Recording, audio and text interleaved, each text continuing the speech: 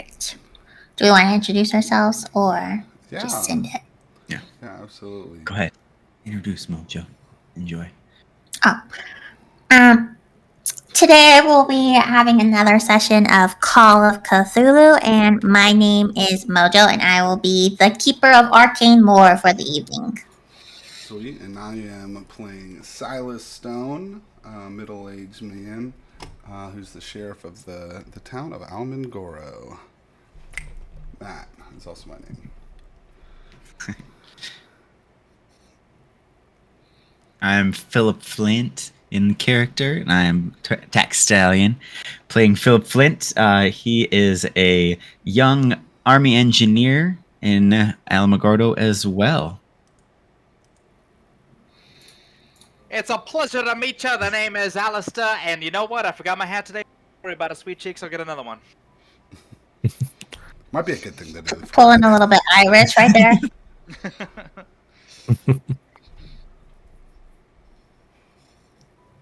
Okay.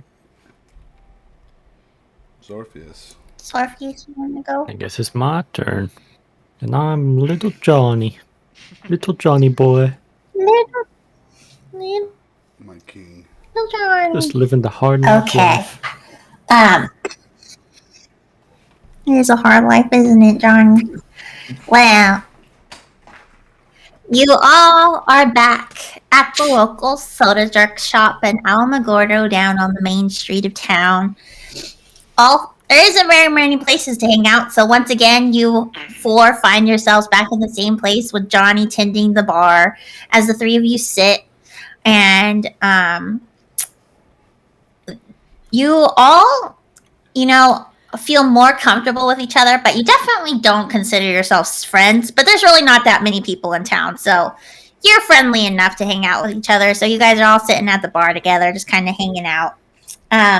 It's still monsoon season, so there's a heavy humidity to the air, and this is well before air conditioning time, so you can feel that heavy humidity in the bar as well, and you're just wet. Everything feels wet. You guys feel wet. It's just not pleasant to be around. But Johnny is serving you up some cool Pepsis, and you guys are having a great day so far, so Silas, you guys want to take it from there? Not happy that he's drinking Pepsi in this podunk town that he's in. He's sweating out of his beard into his drink as he's sitting there, just reading about the news from the last adventure. And is there anything that have they said anything about the hospital or anything like that, or what all has happened since then? The only thing that has gone up in the news was that unfortunately Dr. Berger had an unfortunate fall during a concert at the amphitheater, and he sustained some unfortunate injuries, and that he died. And that was really it. The insane asylum is still running as usual, and a new superintendent is being selected. But no changes have been made to the hospital. It is everything is still the same in good old Alamogordo, New Mexico. Jeez. Yeah, so I think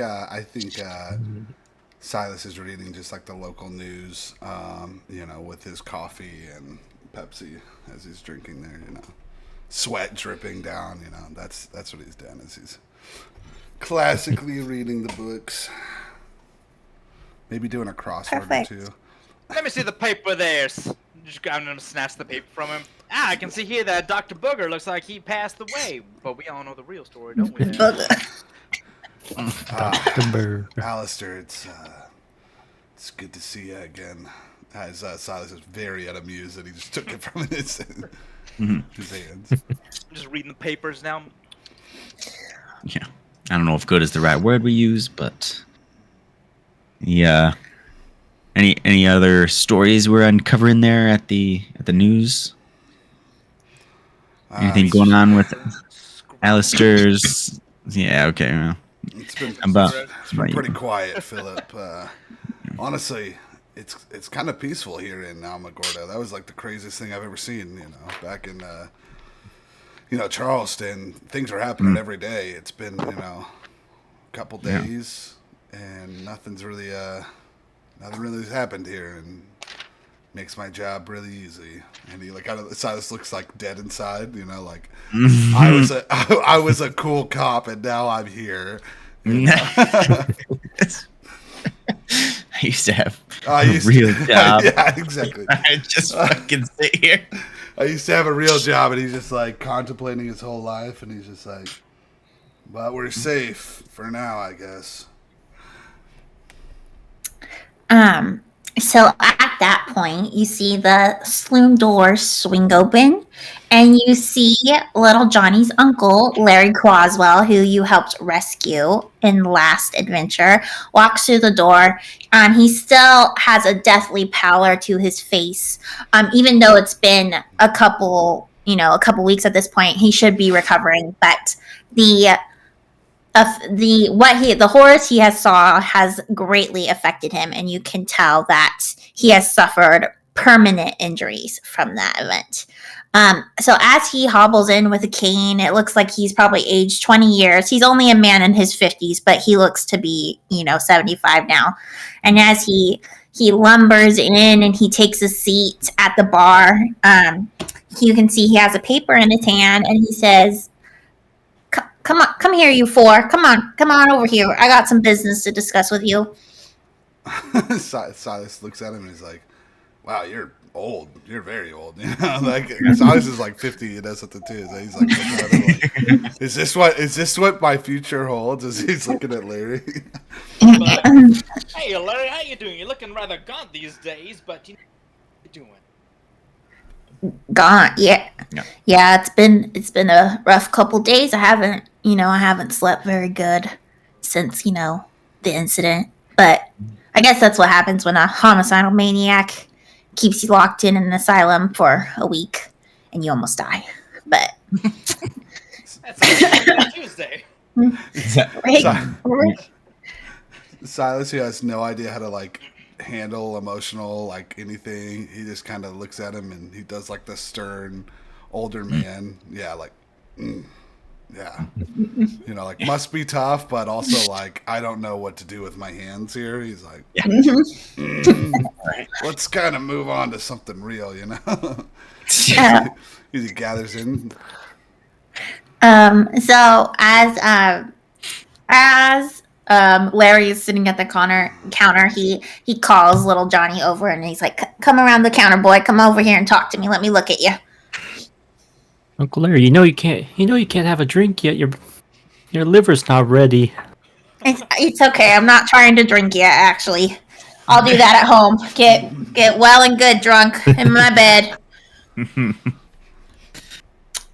So as you come around the counter, Johnny, Larry kind of takes you by the shoulders and he's like, "You've been doing a good job at being man of the house, and I've been supporting your ma as much as I could, but after this last encounter, I can't run the PI business anymore, boy. You're gonna have to help me run this together." He's like, "I have a job that's gonna help us pay good, but we gotta get it together. And maybe you and your friends, we can go all in on this and we can make some good money. And then maybe all of us can just get out of this business for good." You say PI and Silas just like squints his eyes as it's like a competitor to like the sheriff's office. What do you mean PI? Like that anime, everything's black. Yeah, like rivals, instant rivals. What Oh, about not doing Sheriff. a good enough job? "Oh, Sheriff, we don't investigate crimes. Sometimes you gotta go find out who's cheating on who. Those types of fun things. It's not gonna be in your jurisdiction. But when the milkman's sneaking in and hitting after your wife, you can call me and I can take some pictures for you." Oh, Martha? He just kind of looks back like, there's no way she would cheat on him. And Larry just, kind of looks out and looks at his Pepsi and then goes back and he's like, "Well, boy, you just call me when you think you're ready. Just you give me a call."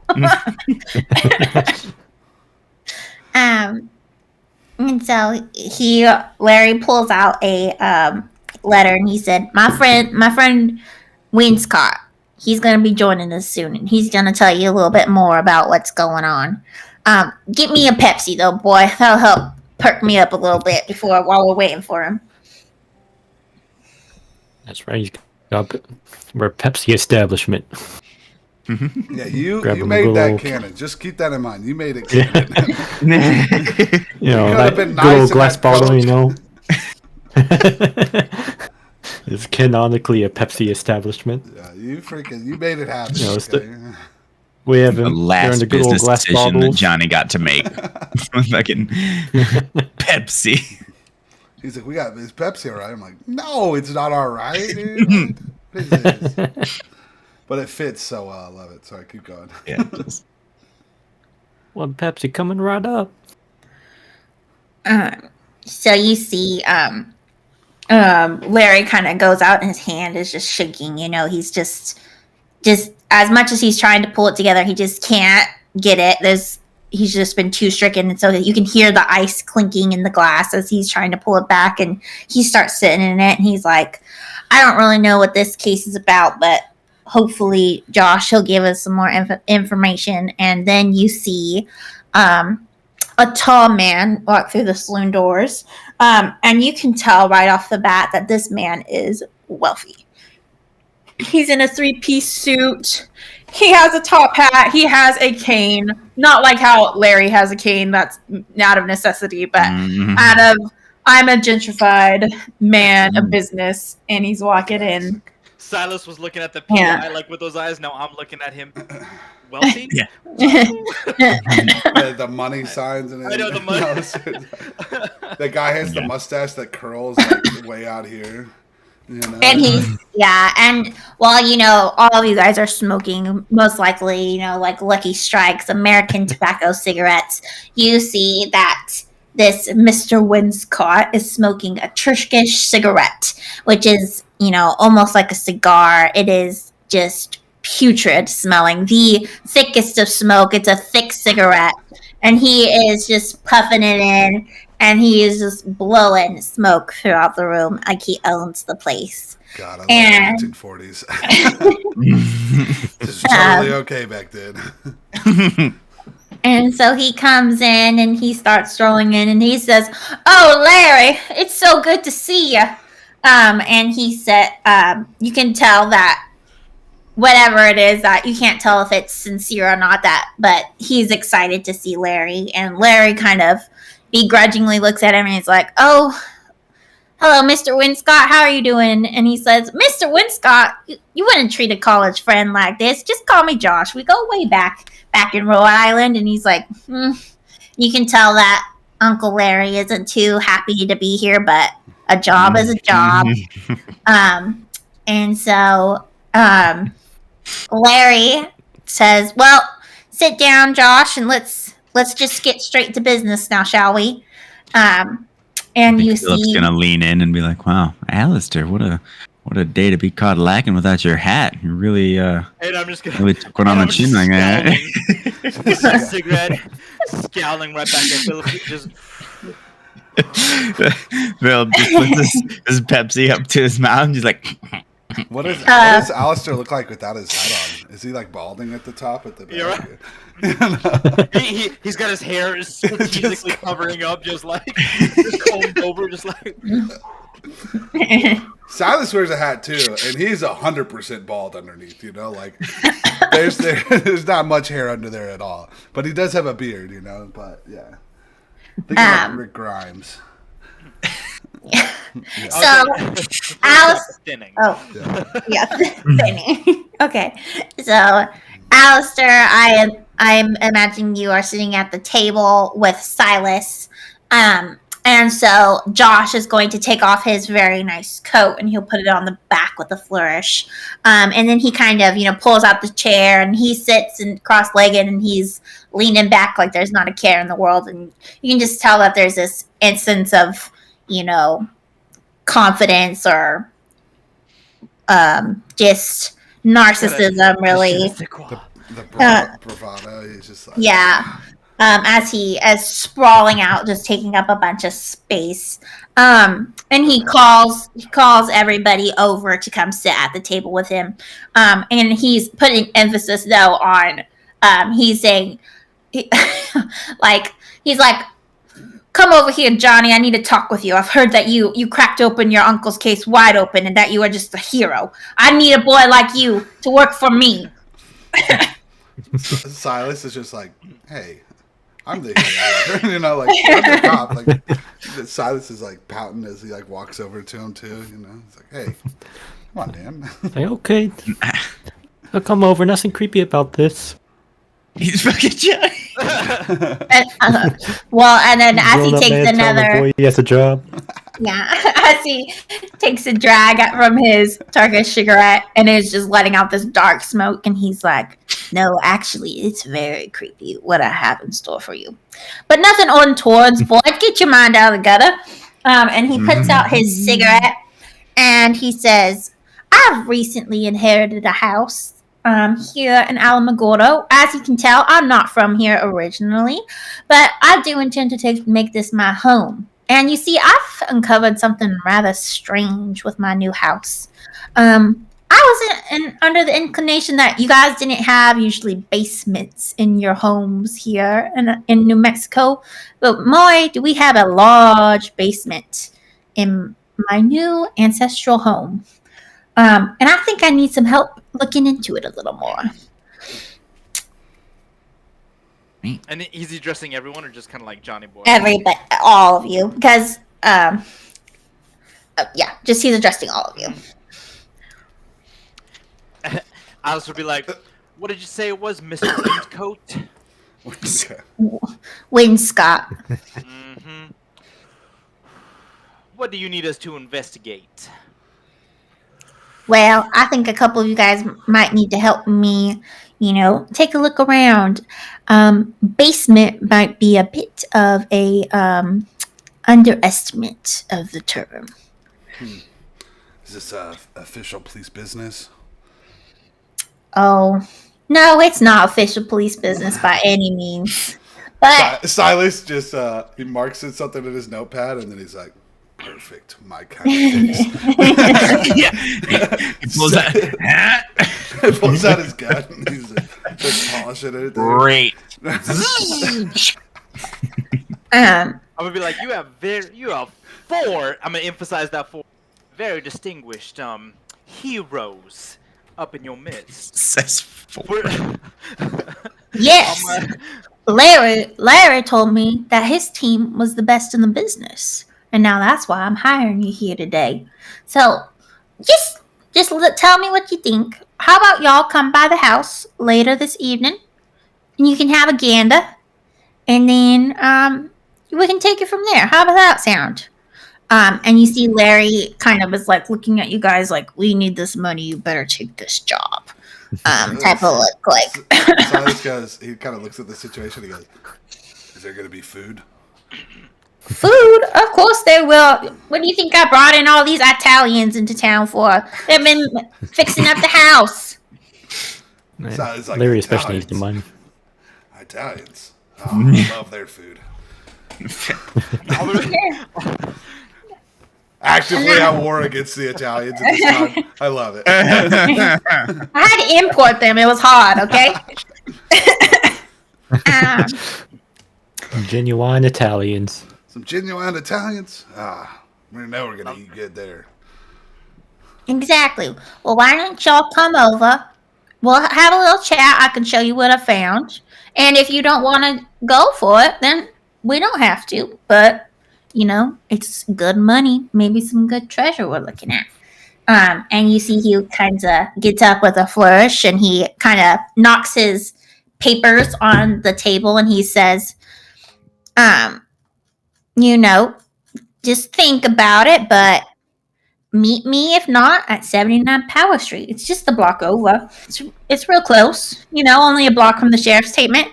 Just like everything else in this podunk town, but you probably already know the place already, but we'll see. Back right up into it. That's what I was gonna say the exact same thing. It's like literally like instead of actually going outside, he just walks through the saloon and opens a door in the back, and then that's like the building next door, basically. Yeah.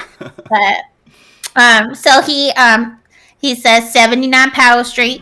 Let's say 8 p.m. How about y'all join me for some dinner? I'll treat you to a nice Parmigiano Reggiano and some wine. What's about that? And he takes off without even caring to see if your answer, just assuming that you will show up for dinner. As he leaves, he's like, "Wow!" So it's like an 8 p.m. dinner. Wow, that's pretty late. That's usually my bedtime. I'm staring aggressively at his Turkish cigar red, whatever. His cigarillo. His cigarette. That's it. That's it. Just staring at his so Larry watches when Scott leave, and he's just like, "Yeah, we really need this money, y'all, and we'll split it between all of you. I know that this could really help us all out. It should be a good score, and then we can finally maybe I can get out of this business, and I could just help take care of Johnny. We need to get out of here, guys. I know you guys have been gracious enough to help us, but I just need your help one more time." Yeah, my mom's really been giving Larry the stink eye because it's kind of been a while. There's an extra mouth to feed. Your mama is always so judgmental. I'm out trying to help her the best I can. It's not my fault her husband died. Johnny's dad. That's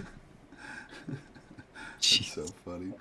Yeah, Saz is like, he pats Johnny on the head, and he's like, "Hey, don't worry, boy. We'll get you taken care of."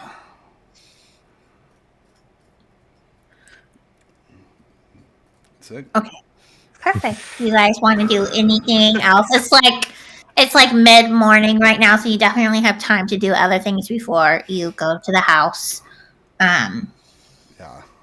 So I think Silas just imagine going back to work, and he just like is sitting there waiting for like someone to call. Like the classic. There's like waiting for them to be anything that goes on in this town. He's just like sitting there, just like. He's like twiddling his thumbs, He's like, usually his phone's ringing off the hook in Charleston, and now he's just like, I hate this town. It's just a scene of him just working 8 hours, just waiting at the table, just like he's like throwing hoop like a trash can and like a trash thing in like a wastebasket. And he's like, why do you say 8 o'clock? It was in the middle of the morning. Dang. Philip definitely went back to the military base to once again try to convince a superior to let him have, what do they call that? Wicket? An evening pass. What? Yeah, an evening pass, essentially, just to like, okay, I gotta go do some more shit because Philip is kind of like, man, Larry comes in. Yeah, I know he died. Beckons me over to the table. I was just drinking my Pepsi, and then this fucking Winscott guy comes over, calls me over there. Nobody fucking telling me I'm just trying to. He's, in his barracks doing whatever project they had him working on. I kind of think of him as more the engineer type, so he's probably like scribbling on some papers and stuff, making things and the technical drawings so he could turn them in for whatever he was working on. He's just like, I'm just trying to get ahead for myself. I don't have time for all these. Sorry, Johnny, fucking. But eventually, I assume gets the night pass and makes his way back over. As you're trying to get the night pass, the military police officer, who has been very interested in the true Robert boss, steals you away and pulls you into an office, and he sits you down. And it's like that quintessential, interrogation room with the single headlamp above the light, and it's just a desk with you and him in there. And he says, "I hear you were looking for a day pass there. What have you been up to, Philip?" Sir, I guess I found myself in leagues with the local authorities, and they require some of our military expertise on some of the cases that are going on here, as in like the two of them. Yeah, that's pretty interesting. I thought it was also interesting, sir, because it can't be that much going on, but the military police officer, also smoking a cigarette, as everybody did, is like, He breathes in. He's like, well, I think a lot of things actually go wrong around here. I just don't think they talk about it too much. And he said, Philip. And as he pulls another cigarette, Philip, your name is Philip, isn't it? Is Yes, that who sir. you are? Perfect. His name Philip. tag is right on. He's like, I don't read. He's like, that's beneath me. So, And he's like, I need you to keep an eye on that Alistair fellow. But more importantly, I need you to keep an eye on that Larry Croswell. Can you do that for me? On Larry?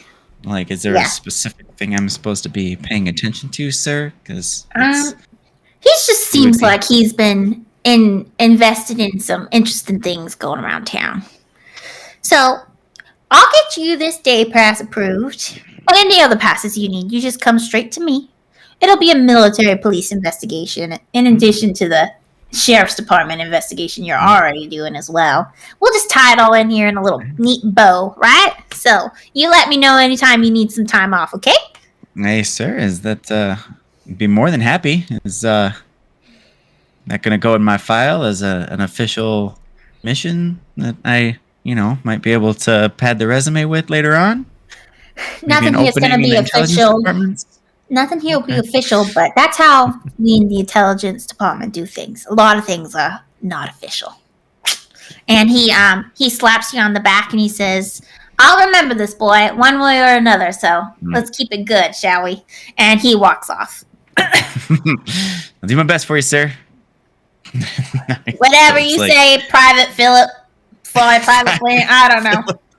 He's like, I don't read. I don't care. I remember your face. And he walks off. So your whatever passes you need, you'll just talk with this military police officer who is still not giving you his name. I was gonna say, sir. And you're good to go for the week. I love it, dude. Excellent. Are you just a private? I think so. Because I don't think the backstory is he's trying to work his way up the ranks. So, Well, I don't think he's like a bottom rung private. He's probably like whatever. There's like technical. I think they have like technical jobs, right? There's like technical ones. Well, yeah. Because he's an engineer, but I don't think you could still be like an engineer and with a rank. You could just be like a specialist. He's a specialist. I imagine he's a yeah. I imagine he's got a sergeant. specialist. If we're going with army, then yeah. He's a specialist, Flint. Specialist Flint. Well, because I imagine Silas, because Silas is in the he's a World War I. You could also be a corporal. So I imagine Silas is like a sergeant or like of that area, and then has become a cop. But I don't know ranking wise what. I just don't. Philip can decide, but I feel like he should be like he's not like very high up the ladder is what I want him to be, but he's not like he has a very specialized job. I guess. I mean. That's what I imagined too. He's very specialized into the engineering field, and he's not like a brand new newbie. He's been a little bit, and this is like the second deployment and station here in Alamogordo. So, back then they used to have specialists like 1, 2, 3, 4, kind of what you're saying. You could be a specialist of a higher ranking before like sergeant, before you get into the position of leading everybody else. So you're basically kind of command that respect without commanding people. So I'm like maybe level 2 or so. You probably specialist level 3. That's 3. Okay. Yeah. Okay, so instead of saying private Philip Flint, he's specialist Philip Flint. He says private, and then Philip's like, I'm a specialist. Yeah. Philip's just kind of like. Or he could just be a corporal if you wanted to. Corporal, whichever sounds better. He said there, he's like, that's not me. I think specialist would be better. Yeah. Okay. So perfect. I think Alistair would probably be like, after the whole with Mr. Windcomb, he would probably be like looking into him for all the wrong reasons because he still feels some sort of like beef with him for no reason. He's like, "Is this Mr. Windcomb fella?" Just start looking into it, but he can't find anything because he puts his name in wrong. He's yelling at I don't remember what you named the chick the Was last it- time. I think her name was Martha. what was it? No, Martha's my No, wife. Why? Martha's his wife. But, It was like started with a J, right? Joni. Yeah, by John- I don't I remember. looking up thought the you names, named ask her your secretary. Eleanor. Eleanor No, it or was like I something. think it was like Jesse or something. I don't remember. you changed it. Like You that's the changed it. problem. You I can just. I keep changing it. But you're Francis. Francis. That's what it was. You're yelling It at was her Francis. though the I'm whole arguing time. with Francis. And she's like, I don't care, at all about this. Hey, Fran- Francis, Fran- I need as much Fran- information on this wind killer. Francis is still over your shit as much as possible. Still smoking a cigarette as well. And she's like, I have lived in this town all my life, sir. And there is no Wincombe family. And I can tell you that. There's no Wincombes. Okay? You have something messed up because there are no Wincombes here in this town. And you should know because you've also lived in this town for most of your life. We don't have any Wincombes here. Francis, I know there's a Wincombe in here. Just sit there. I saw it. hmm She's like, yeah, okay. That's so I'll be arguing with Francis for 8 hours. Francis is over it. She has snuck out like she no longer has Pepsi. It is just whiskey in her cup. She Yeah. dictates your notes. And so that is what Alistair is doing. Johnny, what are you doing in that time? I guess it's Johnny does his usual newspaper routine. Johnny doesn't know. He's got to put in a few extra shifts to feed Larry. doesn't tell Larry, but he's just working extra overtime. Dude. What a fucking guy. Gotta pay his hospital bills. Perfect. Well, that sounds great. So, it's a little bit before 8 o'clock as you guys are all walking down the street of Alamogordo, New Mexico to meet at the house. And of course, it's a small town, so you guys all see each other. I imagine some of you are in vehicles and some of you are in walking. Silas gets to the sheriff and does exactly that. The fucking backs up and he's right behind the house or like right next to where it's at. This is like, zoom. All right, we're here. Silas is getting out of his sheriff's car. He's got his aviators, his beard, and he's just like, what a good day. And so, Alistair, as you are walking up, like many people in small towns, they don't know the actual addresses of things. They just know, that's the so-and-so house or, Yeah, things right like next to the that. orphanage And or- yeah. So you go walk down up, the big oak tree. and Yeah. you are like, you stand in front of it, Alistair, and you're like, well, he could have just said it was the dilapidated mansion. Everybody would have known what house that was. It said it's 79 Power Street. So you see this dilapidated mansion that it does fit in with the vibes of the town, but you know that it's older and it's overgrown with brush and trees, Ivy, basically. It's like, which a lot of Alamogordo is kind of like there's this blend of the new town on one part and then the old town on the other part. So this is a part of like the old part of town. And it has very, native as well as like early 1800s vibe brought to it. So it's overrun, but there's beautiful architecture basically. And there's a gate in front and you walk up all 4 of you the steps basically to get to this place. As we're walking, Silas is just like commenting on the grass and how it's a little overgrown. He's like, I got a guy for that, And you guys all know what kind of guy he's got, 1940s, you know what kind of guy he is. Italians. Yeah. No, not Italian, but Right. Italians. I got a guy for that, He's just talking. He's like, man, I'll get him set up, and he's just like talking Alistair and Philip. He's like, it's easy. You just get a guy, come in, cut your grass. It's really nice.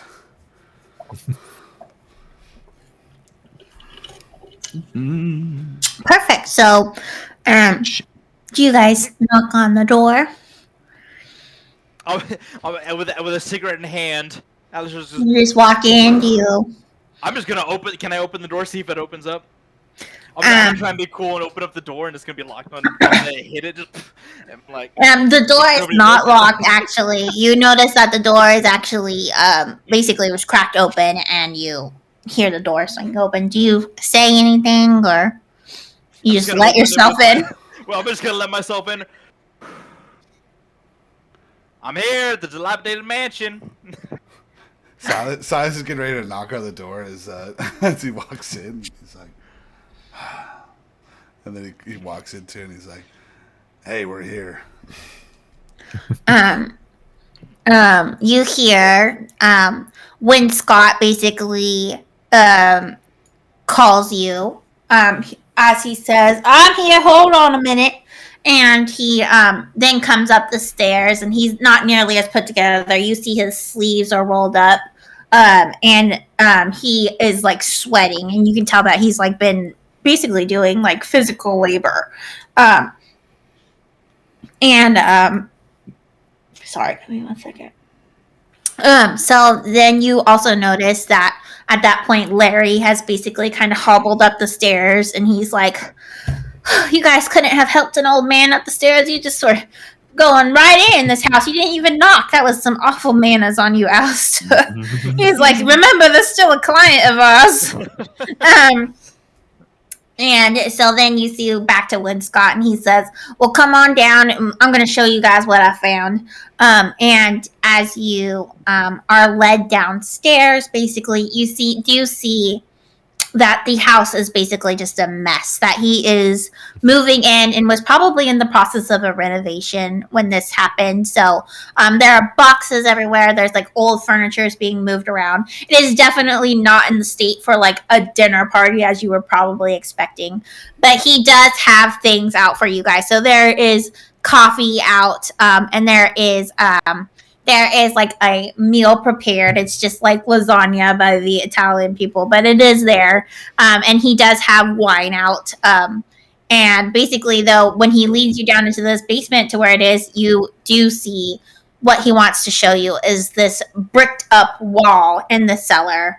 And this cellar storage does show, like, you can, as you see this small hole about eye level is a hole that goes through it, and you can see like a cavern essentially. And he says, "Well, you want to eat first, or do you want to look at this a little bit Silas closer?" already has a plate of lasagna, and he's got sauce on his like his vest and his like a sheriff outfit.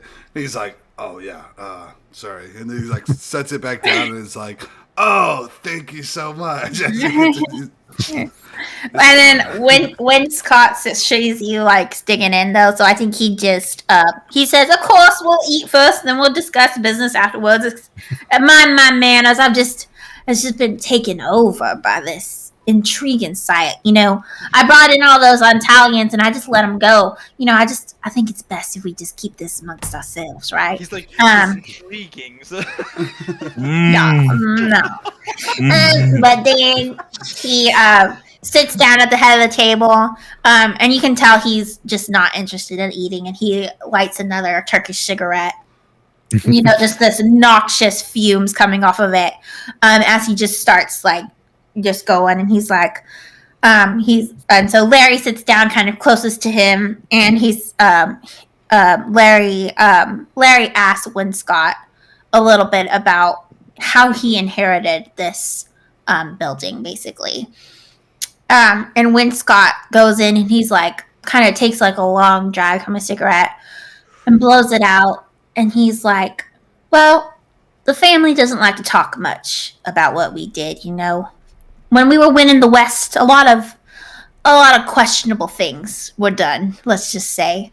But, you know, what I've found is, you know, this used to be Indian land, and I guess, you know, it isn't anymore, right? So let's leave it at that, I guess. But I guess they won it over is the best I can say, you know? Oh gosh, You Mr. know? Winscott. Sounds like it's a pretty old house. Must be told they don't even use asbestos.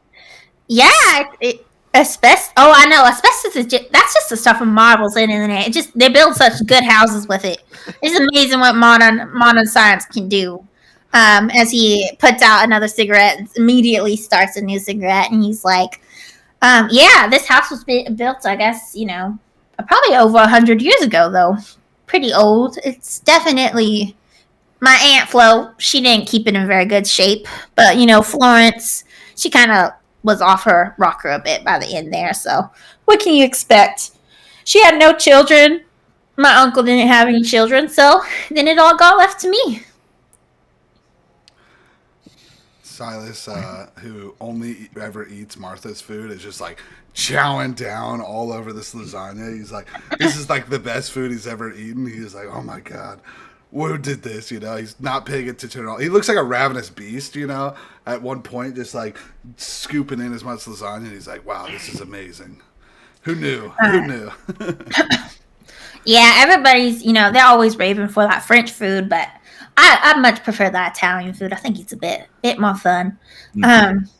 French are a little snooty. Maybe that's why they lost all their ground, right? I mean, look at what we're doing now. Right now with us is what we have to do. Italian's a bit stronger. That's why we're fighting them, in Morocco. They've done some bit of work. He is just kind of still smoking there, and he's like, well, you guys have any questions on this job? Anything? I'm just basically like mimicking what Mr. Winscott's doing, just because I'm like only smoking, probably not eating, just maybe have a small sip of wine, just like eyeballing. Silas is taking the food from Alistair's plate onto his food. He smokes a cigarette, I smoke a cigarette. We're just like, I got a question here about that hole. How we getting in there? It's a very tiny hole that none of us is gonna be getting through. We'll open it up tomorrow morning when y'all come back. If you want to take this job, we'll open it up together and we'll just sit down and see what we can find. Maybe hopefully something good. Silas, Now we're all already here. Why aren't we doing that tonight? You want to start in the night? I would have figured y'all wanted to sleep before we started this adventure. I got my cigarettes. Silas like, that means I have to go home, so this is probably better this way. Better I don't go home to my wife and kids. Mr. Winscott's like, well, maybe y'all don't want to sleep, but I do. So we'll start in the morning. Silas is like, He's just so blunt about it now. Silas is like, sad. I have to go face my wife. I forgot to tell her I was going to eat here. When Scott is kind of puts out another cigarette, and he's just like, now that's why I didn't get married. See, that ball and chain is just something exhausting about it. Just really, makes you just visibly shivers. It's just the worst. I hate it. Why did I do this? I can't tell you why, but I guess you're just living that American dream, right? A wife, 2 kids, and a picket fence. And he was like, I could never quite fit in with that. So this is just dead inside as you say all this stuff. Just like, that's what my life has gone to is, 2 kids and a white picket fence. It's like, what have I done? He's just like stops. He's eating slowly now. He's like, this food doesn't even taste as good now. Like, emotion, he's drained. Yeah, he's emotionless. He's like, God, you killed him. I'm gonna be like, it's super affected. Listen, Mr. Winscott, I think most of us are pretty interested in this job, but I have a question for you. What's our compensation? Compensation? Well, minimum it's gonna be $10 for the day for each of you. So that's pretty good. You remember the standard day labor rate at this time is about $2 a day. So pretty good money. And then also though, but he says we'll split the treasure. Of course, I'll get 50-50, but then the rest of you 5 can split it 5 ways. So that's pretty good too. On top of whatever else we find. Now, how about some of them fancy cigarettes? The fancy cigarettes. These Turkish cigarettes? Well, these ain't fancy. Do you just want some? I can let you have some. And he throws over a pack of. My eyes light up.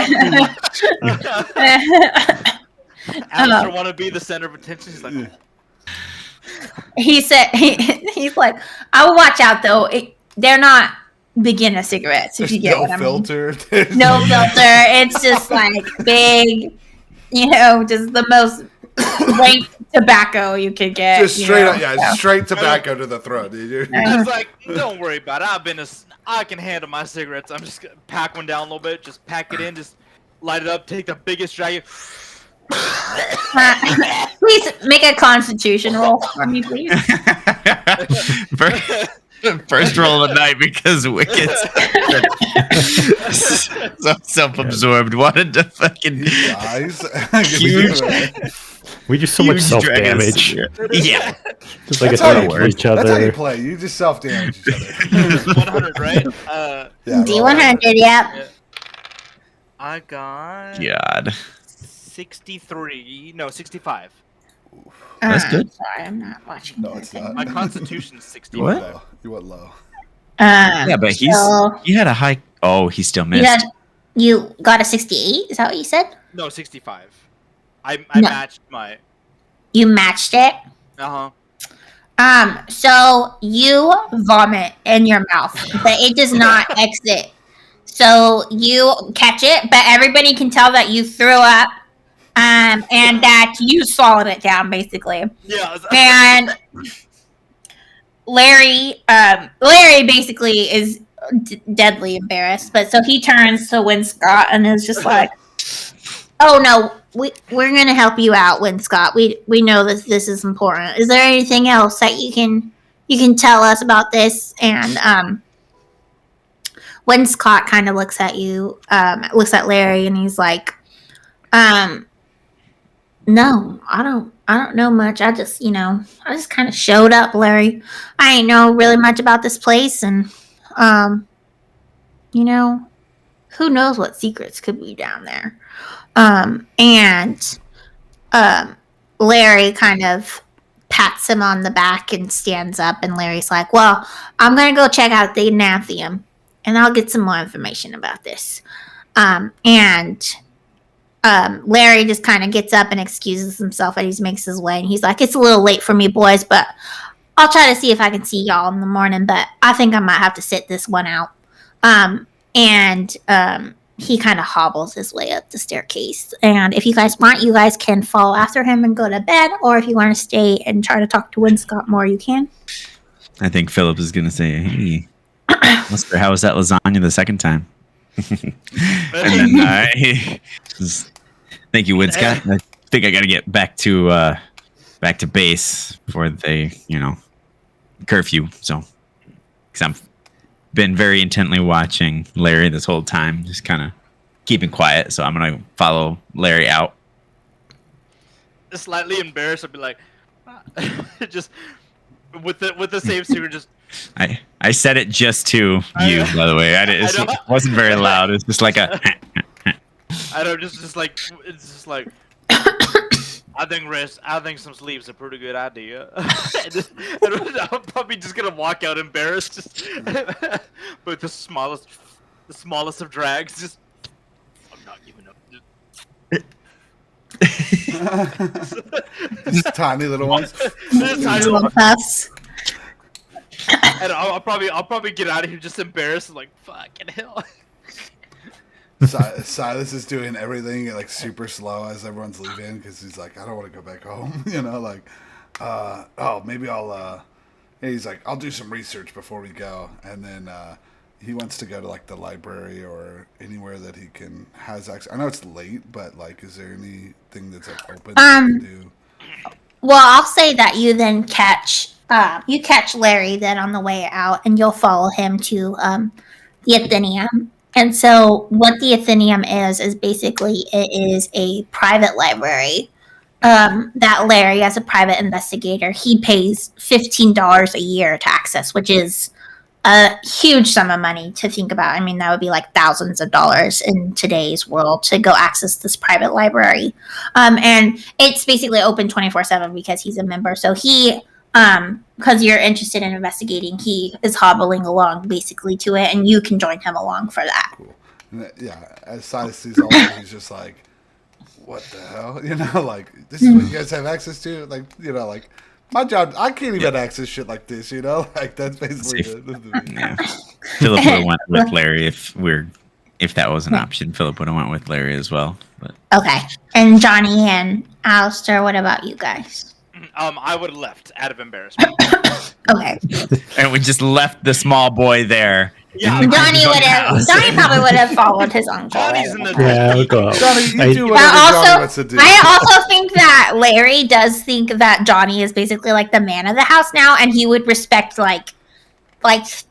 it'll be like, Johnny is 12. If he wants to marry and have a family of his own, he can go do that. You know, like he's also like of that mind. So If he wants to drink and shoot and smoke.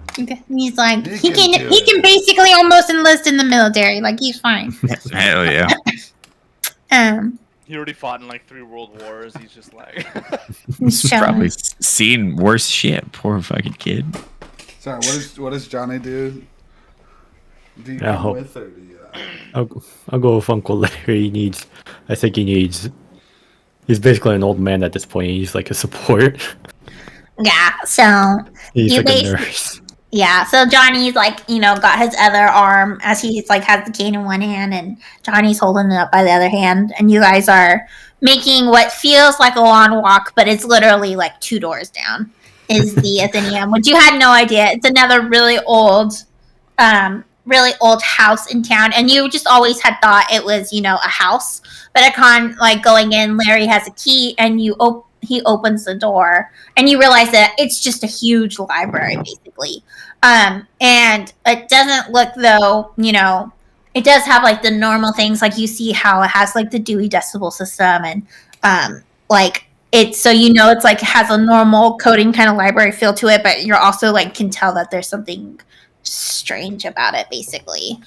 And so Larry asked you guys what you would like to investigate. As he Silas is looking for like blueprints, city maps, things of like that nature, of like what could possibly be underneath. Is there like like a map of some sort, like what's underneath this town or city or area that could maybe like sewer system, stuff like that. Why don't you make a library use roll for me? That is exactly what Philip would be looking for too, because that's his thing. expertise. Yeah. Technical drawings. 83, baby. So would you like to assist with that, Philip? Then Yeah, I would. I don't know. so Philip there is we go. assisting you. So Silas, you'll get another roll. Basically, it's like giving you advantage on. Get my dice Dude. out. This was a lot better. It was a 9. Okay. Yeah. So Dang. with that, you will Assist. find. Silas is like, he's I like, think Silas was probably trying to look for something, and then Philip's like, or, I mean, maybe there's a few over here. This looks more like what technical drawings would be. Yeah, you showed him He's like, what like, technical. here we go. Yeah. Silas, though, in his brain, he's like, "Shut up, nerd! Like, I don't need your help." And then he finds those same drawings that you're looking at, that you pointed at, and he comes over and on his own, he's like, "Oh yes, this is exactly what I was looking for." And you're just like, I showed him those. Yep. Philip was like, it's just like, I gotta be with them. This is for do it for the career. It's like, shut up, nerd. Like, I know how to do this. Yeah, but dude, this is before you were born. Yeah, before you were born, Sonny. Well, after I helped get that, I was probably trying to get another bead on where Larry went, just to keep a little tab on him. So Larry is still basically in the same part. So I just posted what you guys found. You do not find any blueprint or anything like that, but you do find a little write-up, basically. If one of you would like to read that. Yeah. It says the house at 79 Power Street was built by Elijah Winscott, a slave trader in 1846. He lived in it briefly before becoming ill, at which point he retired to the countryside where he died in 1871. Micah Winscott, Elijah's nephew, inherited the house. At the end of the slave trade, the family's various remaining business ventures, such as textile manufacturing and rum distilling, maintained a good portion of the family's wealth until after the Civil War. With the closing of their textile factory, the family's fortune steadily declined. Josh's widowed Aunt Florence now lives in Elijah Winscott's home. And now it's Josh's widowed aunt. So she lives there too. We just didn't see her. I think she's dead. Well, yeah, exactly. Yeah, because this is before she was. Yeah, she's gone now. Exactly. So that is what you know. The only other thing you find is basically a very basic map that shows that the house was built next to where, when you're looking at it, it's like, here's the house, and then in the back of the property was like a river. But all of you guys know that there's not a river there now. There's no river that runs through town, but for some reason, it shows water at the back of this property, which you would think is weird. So Larry basically is going, and he is pretty much next to you guys, but he's like on the opposite bookcase looking through things. And he pulls out his own information, and he's like, Silas, you said Elijah Winscott, right? And then he pulls out basically this letter.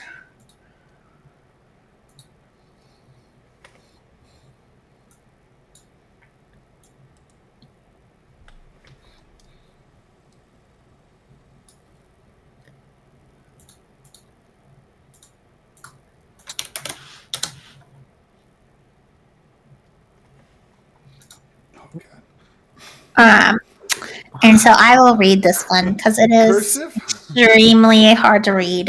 I don't think I'm even going to read this whole thing because it's very long and very hard to read. I read it like 4 times and I'm still like... Cursive in gold. Yeah. It is with immeasurable sadness that I tell you that Elijah Winscott has passed from this world and is now in the loving arms of our Lord. We had all known that he was not in good health for some years. In both his body and his spirit, he had made it most hard to know his troubles, for he had quit the company of his fellows. I did miss him in the country. Visit him. I did visit him in the country house. He had lived for some years now, as he lay in his I'm not sure what that one is. His sick bed. His sick bed. This is too much. Dilemma, and told me that Jake Paul and I. What was that one? He told me tale that I cannot properly reckon. I do not rightly know if I should tell it now to you, but I know you worried greatly for our friend. He recalled me that 15 years past he had pondered how we might continue our trade, which has saved us so well. The hateful laws against our livelihood and the trouble that besets good John Brown caused him no end of good. I remember, and you must, Elijah's character in speaking in the tavern during this time. We thought it idle fancy and too much drink. We all of us laughed to hear him speak of how we should dig tunnels beneath the town. We did not know then that 'twas not idle fancy altogether. We did not know that he had been making plans in secret. For when the cellar neath Elijah Winscott's home was laid, a tunnel was found. This tunnel did not close to the river, and it was no matter to dig it yet closer. He would use this passage to shepherd slaves to and from the town. All had been set, and Elijah did wait happy in his home for his men to bring him his slaves, but they did not come. When he began to wonder what had kept them, he and the men something went down to see what they might find. They found death. And in streaming voice, he told me of of parts of men stream like rags across the tunnel, white man and slave alike. He could not be sane, for he did not linger, but he did think that not all men were accounted for. Nor did he know anything of the slave women. So basically, it just goes on describing it. I'm not going to read it all because it's like horrific to read. This But is why we need to bring cursive back to the freaking. I can't read it. You know? I know how to read cursive. It's just like Bring it back. I googled this to make sure I wasn't crazy, and everybody else also has the same problem as this Yeah. other. And I forgot to get the print up of it. But essentially, there were tunnels. There were tunnels Someone before built he tunnels did. underneath. Yeah. No, but there was tunnels before there were tunnels. So Yeah. that's the gist of it. So Yeah, that's what I got from it. Is that there's tunnels there before he made more tunnels there. Sick. Right. Silas is trying to read this letter as, fucking Larry's, trying to show it. Silas has no idea what it says, and he's just like, great. And he's like, all right, well, boys, that was enough research for me. Sounds great. Got to get back to the wife. Larry kind of pats you on the back, Silas, and he thanks you for your help in that.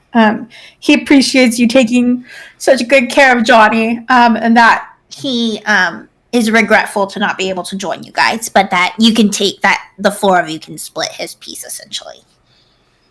Silas had already thought of that plan beforehand, and he's like, all right. Sounds great.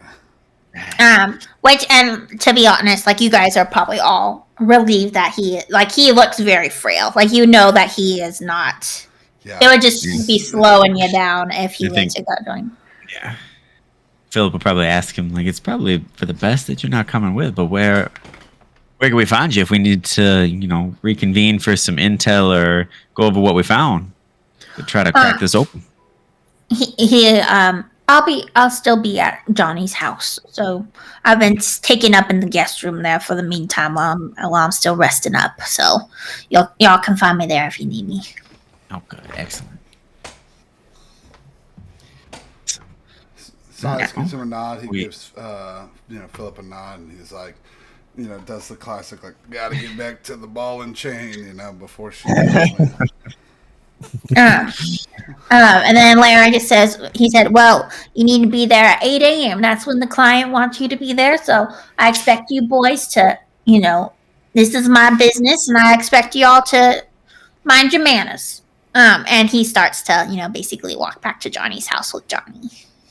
Johnny doesn't know what the letter said, so That's just funny. also would instead. Sorry. Classic. Nailed it. Where Yeah, Philip would head yeah. back and let him know. I'll be back in the morning. I'll be a little early just to make sure that I'm on time.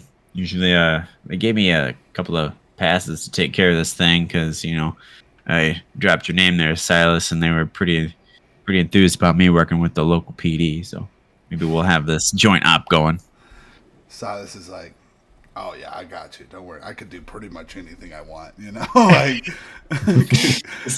Philip was just like, yeah. Uh-huh. Mm-hmm. Yeah, he's like, oh yeah, I forgot you're a military guy. He's like, I don't know if you know this, but I'm a veteran myself. Oh yeah. Served in the Great War. Nice. Killed Yeah. a bunch of Germans. Only war.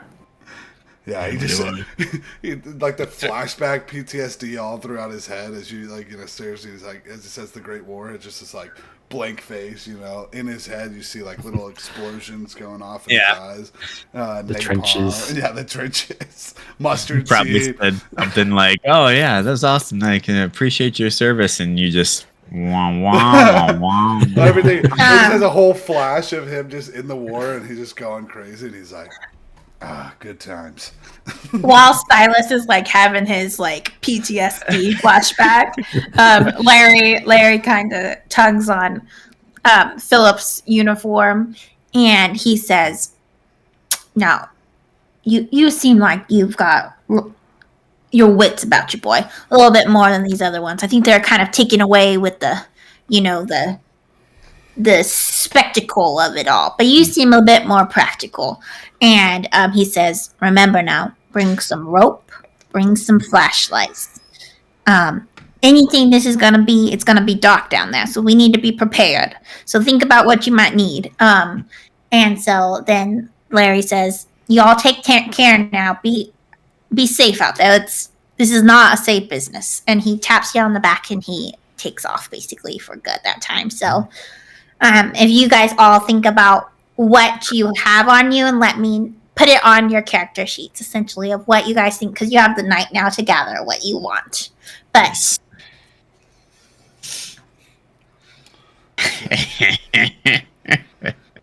A flashlight is probably the move. Silas is gonna bring candles because that's what he thought of. perfect. Do they? Or do you put gear and possessions? Yeah. Yep, gear and positions. Yep. Yeah, I'm gonna get rid of the 3 sticks of dynamite that he has in his possessions right now. We still have Don't some worry. of those. They'll still be there, just in a different format and on a different person. That will be- I'm gonna put No. candles. Silas would have also thought of rope. Yeah, I And then, think a big probably Bowie 50 feet. knife.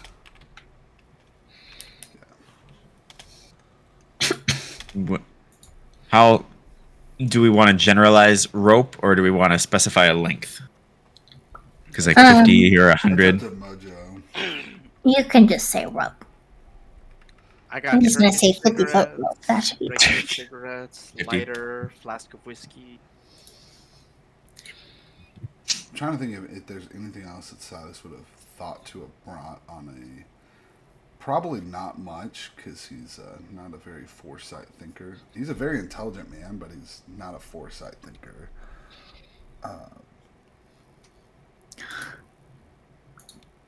Any shenanigans I need to think of real quick. The other things I would like you guys to think of is how much money you guys would normally carry in your wallets. And then and then like also anything else you'd be carrying. So not just if it's useful, but like literally like anything that you would have on you, like picture of your kids, your revolver, the whole shebang. Silas has a picture of his kids for sure. A locket of his much younger wife when he met her. Hey. 'Cause they got married when they were older, but he met her before he left for the war. So she was like a high school sweetheart. So they've been together for like 30 years or something like that, but they've only been married for like the last 20. But he has like a 16-year-old picture, like a 16-year-old version of her. We'll say 18 just for the YouTube. But yeah, she's 18-year-old younger Martha as like a little locket that he keeps like in his wallet. Perfect. And he carries $50. Ooh. Dang. Roller. Silas makes That's a lot. He makes a lot of money. It's a shitload of money, bruh. The other side. He's got a revolver. It's Colt 45.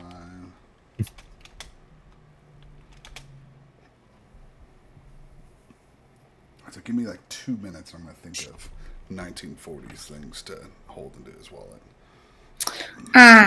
Yeah, if you guys need to go to the bathroom, now's a good time. But this is the nighttime time. So if you guys want to role play anything that you do when you get home, you can do that as well.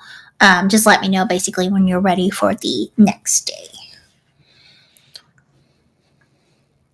I am gonna go to the bathroom real quick. Okay. I'm gonna go get my anti-chupacabra garlic. Okay. Solid choice. You never know when you're gonna need it. Okay. I think Johnny will pack a few tools of the trade, some hairpins. He doesn't have any real lock picking gears, but he makes do. Mm-hmm. She's gonna be cracking in all those safes. If it's a lock, he can get it. It's just you couldn't tell that Johnny was based off of like Encyclopedia Brown. I was like, he's a boy detective, just going around doing things, In town. solving crimes. I don't even know who that is. Silas has a Babe Ruth rookie card. Sheesh. It's worth fucking like $300,000 right now. Yeah, and then he just keeps it around. He just keeps it in his pocket for luck. Dude. Big baseball fan. I was gonna do Jackie Robinson, but he would have been too old for him to have like a. So he's got a rookie card, and then I think he has a pocket watch. So in the pocket watch is where he has the in the locket. The locket, yeah, it's a pocket watch. Very nice. I'm thinking of these things. Did we pick up anything like paranormal from our last adventure? Nothing, right? I don't think we did. The only thing you technically picked up is I think you technically lost some permanent sanity, and because you picked up a couple Cthulhu mythos, so that is it. But you were the only one who picked up Cthulhu mythos. For non-paranormal stuff, Philip has a remote detonated dynamite. Silas has dynamite. I would probably, it might not be a bad thing to keep those on you for this adventure. Yes, dynamite in a tunnel. Wonderful. Silas, he brings the dynamite too. Yeah, he brings back some. How they're gonna blow it up, you know? Well, they have like a whole locker full of like a bunch of dynamite. Remember, we just grabbed 3 sticks of it last time. Wow. Yeah. Yeah.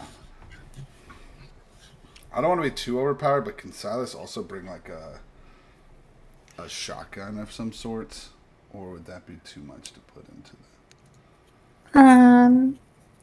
I mean, there's not really combat, but I figured close quarters. Maybe not like a shotgun, maybe like a pickaxe or like a...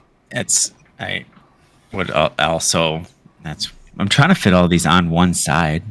Like, I can't... I will let you have a shotgun or an axe, and if Philip would like to have like his service rifle, I will allow that as well, but you would need to take... I wouldn't take a rifle. I would take a climbing kit. Okay. Philip doesn't usually take a weapon. I don't know if I want to have a pistol or not, based on the last time.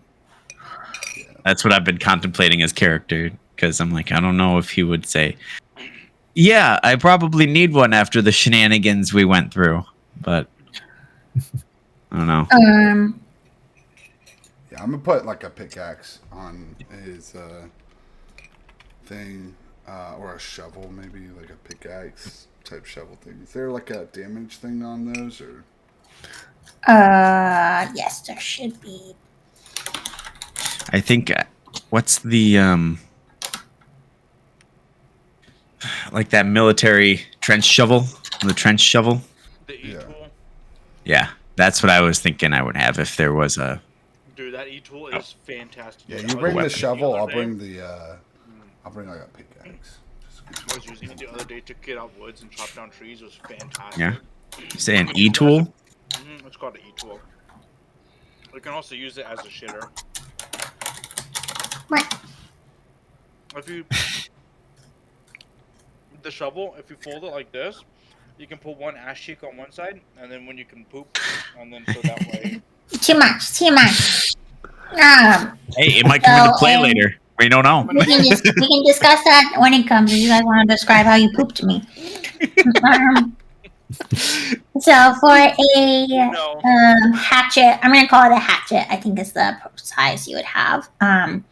It's 1d6 plus 1 plus your damage bonus, essentially. And that's for the E-tool type, or is that for the I think pickaxe? for probably both of them. Both of them? It's probably the same. They're both kind of, I would say, a similar Same kind type of thing. hatches. It's a thing with the thing at the end that would be sharp and have an edge to it. You So know. 1d6 plus 1 plus your damage. How do you do your damage? Your damage bonus is based off of your size. So I'm 55. please hold 1 second. 1d6 plus 1 is the damage. Plus your, it's 1d6 plus 1 plus your damage. Okay. It's on page 103. It's like hard to find things sometimes. I'm pretty unpractical, TBH. I got my anti-chupacabra garlic, and I got a wooden cross just in case. Yeah, I think that's fitting, dude. That's the last thing that I thought of was I'm gonna bring. How many of us are going? 4 of us. I got a lot of So cigarettes, 8, so in case anybody needs 8 them. MREs. I'm not doing that. I got a couple snacks. I got a bag of trail mix. I got a bag of trail mix. I got my Turkish cigarettes, my regular cigarettes, some whiskey. I was gonna say. So just got it's some your. snacks and some What is your cigarettes. strength and size together, Silas? 65 strength and then 55 size. So what's that? 120. 120. So you have 0 essentially. So you don't have a negative or a positive. So you can just ignore that. It's just plus 1. What's the skill that you use for melee? Just brawl. It's gonna be brawl essentially. And then I don't think there's a plus to hit for those. Let me just. Yeah, because the same as with the Colt. For a hatchet, it is fighting. Fighting brawl. So, yep. Okay, cool. Now, do I need to, my size plus strength is 145. 145. That is. You will have a plus 1d4 instead of nothing. So you will do like 1d6 plus 1d4 plus 1, basically. Okay, I'm just gonna write that in there. 1d6 plus 1d4 plus 1. Yeah. Yeah, I think that's it though. That Silas has. He just has candles, rope, Bowie knife, pickaxe, picture of his kids, pocket watch with picture of his much younger wife, wallet, $50, Babe Ruth rookie card, 3 sticks of dynamite. Perfect. Can I bring a sparkler? Just one. A sparkler? Just one sparkler. Like a firework? Yeah. Sure. Is there flare guns at this time too? I was gonna ask, are there flares or no? Flares are good too to carry around. Flare guns did exist. I would say probably it would be reasonable for either both of you or either of you to have one as a police officer and in the military. I don't think he would have a flared gun. I think he would have flares. Yeah, I'm gonna say like 3 flares just to keep it. Yep. Like I don't think Alistair or Johnny would have either of those. No, I don't think No. I told you I'm pretty unpractical. Johnny, something I think you would have is I think your uncle would have given you a camera. So that would be I was something. gonna ask. I was going to ask if Larry had anything for me. Yeah, so I think Larry would give you a camera, and he would give you a whistle, and I think he would have given you a pocket knife, Okay, let's go. and chalk, rope. I Chalk also rope. have chalk. Smart. And trying to think of the other thing I was thinking that Larry was going to give Johnny. Chalk, rope. I see. Cigarettes? Okay. No, not cigarettes. Yeah, I don't think Silas smokes. I think it was mostly just a camera. The camera was the big thing I was thinking. And I was going to take some little makeshift lock picks. Yeah, you can Okay. bring definitely the lockpicks is fine. But yeah, so that is kind of basically for that piece. So, Philip has his repair kit, like it's a toolbox, the remote detonator for the dynamite, the 50 feet of rope, lighter, flint, and I was thinking like not a true flashlight, but like a headlamp. Did they have stuff like that? I'm pretty positive they had headlamps. They had, in the piece. right? Yeah. They also have like what we used to have is like they were flashlights that you hooked On on the- you, and they're like little L flashlights. Yeah. I think he would have. You can have a headlamp. Would it be? But I think it would be a headlamp because if he had like I if think he's he doing would have- electrical repair, I think it would he be on has his a head while he's doing headlamp. like this. Or I think you would have a headlamp is what it would be. I like the idea of a headlamp. Okay. And climbing kit, flags, chalk, flashlight, I'm gonna have a half-dead flashlight. e-tool, 8 MREs, a compass, and 5 flares. Okay. And the vision of this is like after Larry was like, "You're probably the one that's with it. Make sure you bring some things." He's like, "Bet." So he's got like a fucking rucksack on his back, and it's like all packed in there, nice and neat, like the military style of, "All right, we're going, and we're gonna be prepared for all kinds of stuff."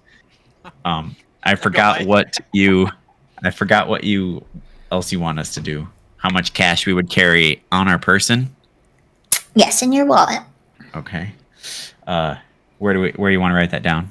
There should be a spot for money somewhere on your wealth. Yeah, there should be. If you can just say the amount you keep in your wallet, or if you keep money.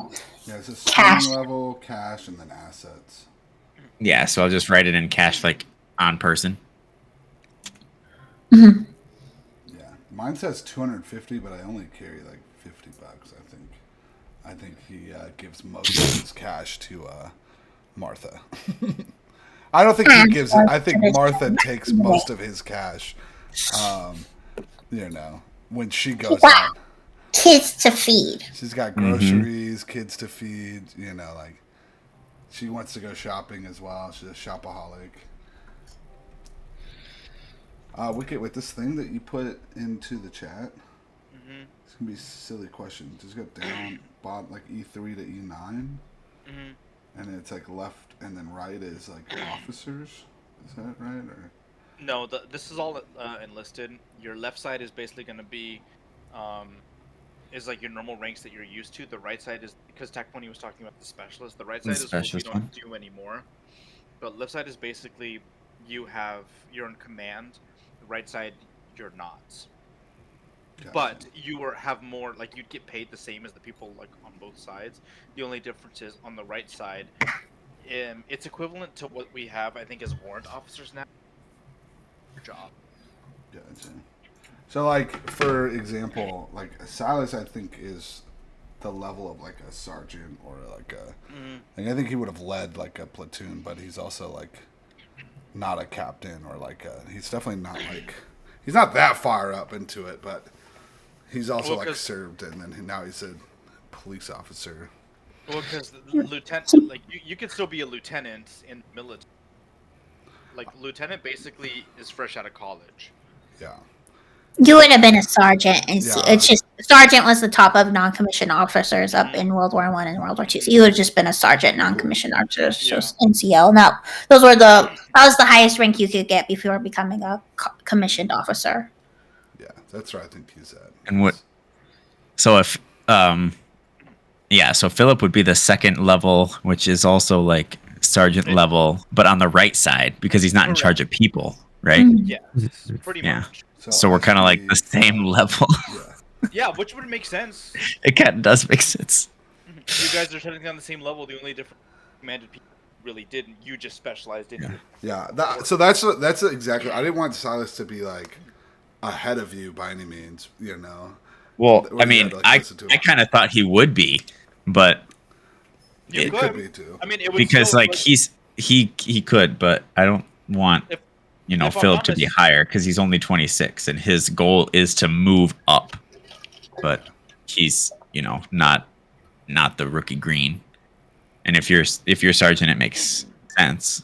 Yeah, Silas he's a seasoned vet, but he's also like not a captain or lieutenant or like any sort of like. He only commanded like a small little bunch of guys, Yeah. Before he was discharged. Just to put things into perspective, it's rare, but in the military you could be an E7 in 7 years, and that's like you're climbing through the ranks really quick, like crazy fast. So E7 and 7 was what it is, and so technically you're 18 plus 7, what 25? 26. You could be you could be 26 in the E7, which is crazy, but you could do it. Yeah. So just to put things into perspective. Okay. If that helps you out. Okay, so maybe he's like. You could actually be like an E6 technically. The E6, so maybe he's like the E6, and he's like trying to get his E7 because he's like, hey, come on, guys, like you put me at Alamogordo, and we're like. That was fast tracking. Now he's kind of pissed. Like, come on. Yeah, that makes sense. So you think Silas E6? is like the opposite. He's been in the military for a while, and then now is like in civilian life. And his civilian life, he's been like, like, man, like it's almost like a demotion, I think, for Silas. And he's moved down, and now he's like, this sucks. Okie dokie. Well, I think we got there now and all figured out. So, is there anything you guys would like to roleplay before we start the next day, essentially? No, I think the only thing I would just be doing is getting ready, but getting ready like not half-heartedly, but like quickly, like, oh shit, I slept in, and I would most likely just be kind of. That's why I'm not. Granted, I wouldn't be prepared anyways because I'm Alistair. Yeah. But I basically I have my satchel. My Indiana Jones satchel and to explore this massive cave system. He brings a whip, his fedora. Yeah. Imagine he's still like in loafers, so it's like not practical to wear. Yeah, definitely not the like hiking boots or anything. I'll probably still be wearing dress shoes. Yeah. I got my wingtips just. He has no friction. There's no dips at all. I'll just be doing it though. Well, boinks, Yeah, I think all Silas does, he goes back home and he like forgot to tell Martha that he was going to be eating, at this other place, and so I imagine she like had dinner still ready for him, waiting. Martha is taking like the clonazepam, and she's just kind of like out of it, just watching TV, like just playing like infomercials at this point in the night. There's nothing there, and she's just like. And I'm like, oh, you're home. Like, and then she just goes back to watching TV. Yeah. Just doesn't care. Yeah. So this is just like, oh God, I'm gonna get killed. She's gonna murder me. Just coming home. He's like, hey, honey, like it's good to see you. And she's just watching the infomercial. She's like half a bottle of wine deep into like, end of the day. And usually she greets him with like a kiss, and she does it this time. So he's like knows he's in the doghouse. So you go to your separate little twin beds for the night, and she just goes to bed. Yeah.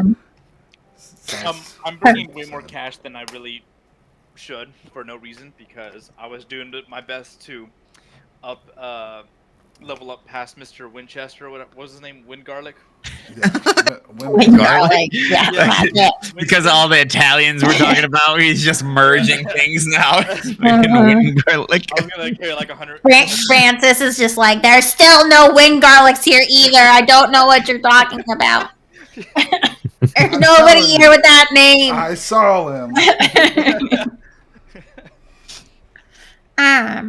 Perfect. Okay, so I got a question. Can we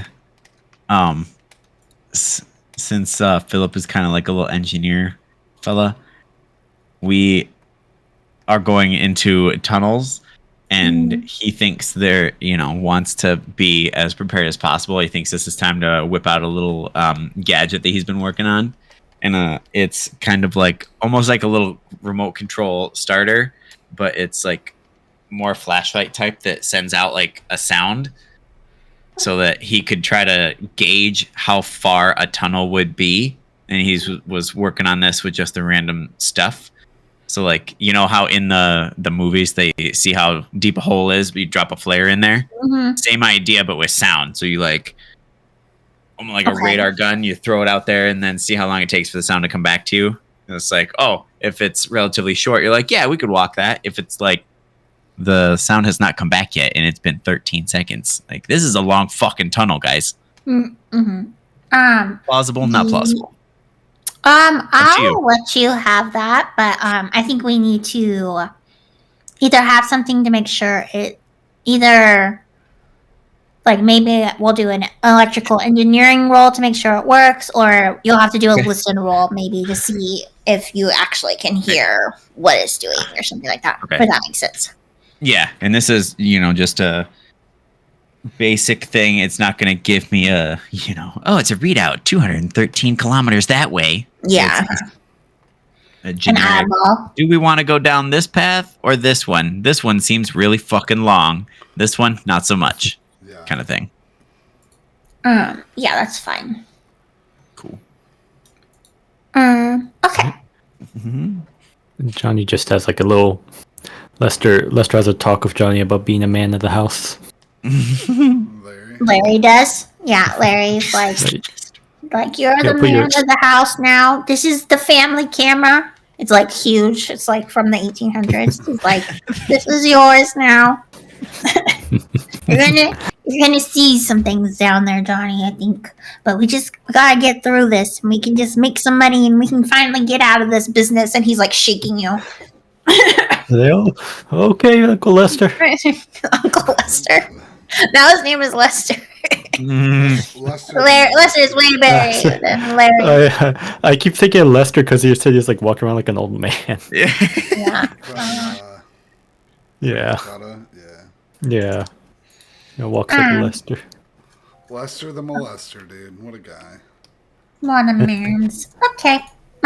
So it is now the next morning, and you're supposed to be meeting at the Winscott Mansion at 8 a.m. Yeah, Size gets there a little early. He's probably there like 7:15. Way too early, and is just kind of awkwardly standing there. And he's like, because he really wanted to get out of his house, so he's there way too early. Okay. I'm gonna show up 10 minutes late. Gotta be fashionably late. Johnny will also be there early, mostly because he has to deliver the papers, and he also has to deliver the papers to the mansion. So he just at the end of his route. And then he just stays there for like an hour. I think, Philip would have been there like around 7:45, because it's like, okay, 15 minutes early, you're on time. If you're on time, you're late. Yeah. But he also definitely had a lot of shit to get ready and was... And if you're late, you're really late. And if you're late, you're Alistair. Just an ass. So do you guys think you would wait for Alistair, or would you just go prompt at 8 a.m.? Oh, yeah, we're in there at 7:45. So I was like, all right, guys, we're good to go. Forgets about Alistair. As soon as Philip gets there, Silas is like, all right, we're ready. It sounds good. We're all here. Okay. So you walk up, the three of you walk up to the mansion door, and And do you knock? Yeah. Oh yeah. Very proper. Knocks on the door. Okay, so you knock and the door just swings open. And you don't hear anything. Maybe this is why Alistair just walked in. Oh, Alistair, I forgot about him. Should we wait for him? Says to Philip and Johnny. I mean, maybe we could probably wait inside for him at the very least. But I mean, if we really want to wait for him at all, Oh, maybe this guy has breakfast waiting for us. You know, as we walk, as Silas he walks did in. say there would be. He did say there would be food, and that's excellent. Oh yeah, let's. You know, we don't need to wait on Alistair. We could eat his food. He didn't eat much last night. So Silas like walks in, just like, oh yeah, dude, we probably have donuts. You know. You fucking cops like donuts. Yeah, he's like so happy. He's like, oh yeah, dude, there's probably donuts in here. Yeah. So you make your way downstairs, and you notice that there is pastries out for you, not donuts, so they're Italian pastries. And there is a cooling pot of coffee. Definitely was brewed a while ago and has been sitting there for a while. And you don't see any heads or tail of Mr. Oh my God, Wicket has said his name wrong. Yep. I forgot. I know. Josh Winscott. Winscott. And you say you don't see heads or tails of Mr. Winscott. I was gonna say before we go downstairs, is there anything in the like main sanctuary that like Silas notices? Because he's definitely like now in investigation mode. Like, what's up with this creepy house? Like, because this is the first time he would have actually been inside the house. You know, he would have, or second time, but like first time, like this event would have been like the first time. Why don't you make a history roll for me, please?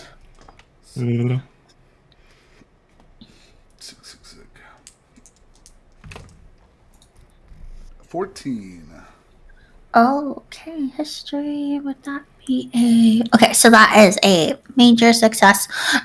So you know from what you are like when you're starting to look around, you notice some interesting things. The living room looks like a normal old-fashioned entertaining room. So you see like the foyer. It's beautiful. It's definitely like Native American motif and things like that. That's very interesting. And then as you make your way down to the cellar, you notice some interesting things on the walls of the cellar that you didn't really notice last night. There's a lot of boxes in the way before, and as you kind of move them out of the way, you see where there are like divots in the brick tile, or not in the brick tile, but in the brick wall. And then eventually you move another box, and you actually see where there are manacles.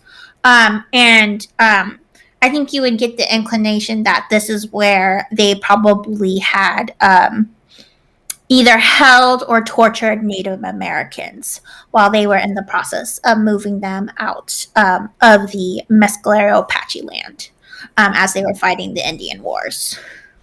Gotcha. This is creepy. So this is like walking by, noticing all this stuff. Sweet. Yeah, and so we get downstairs. He sees the pastries, and then Silas is disappointed that there's not donuts.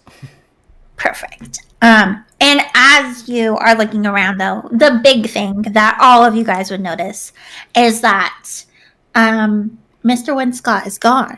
But the wall, that cellar wall that had been moderately broken last night, is now fully open.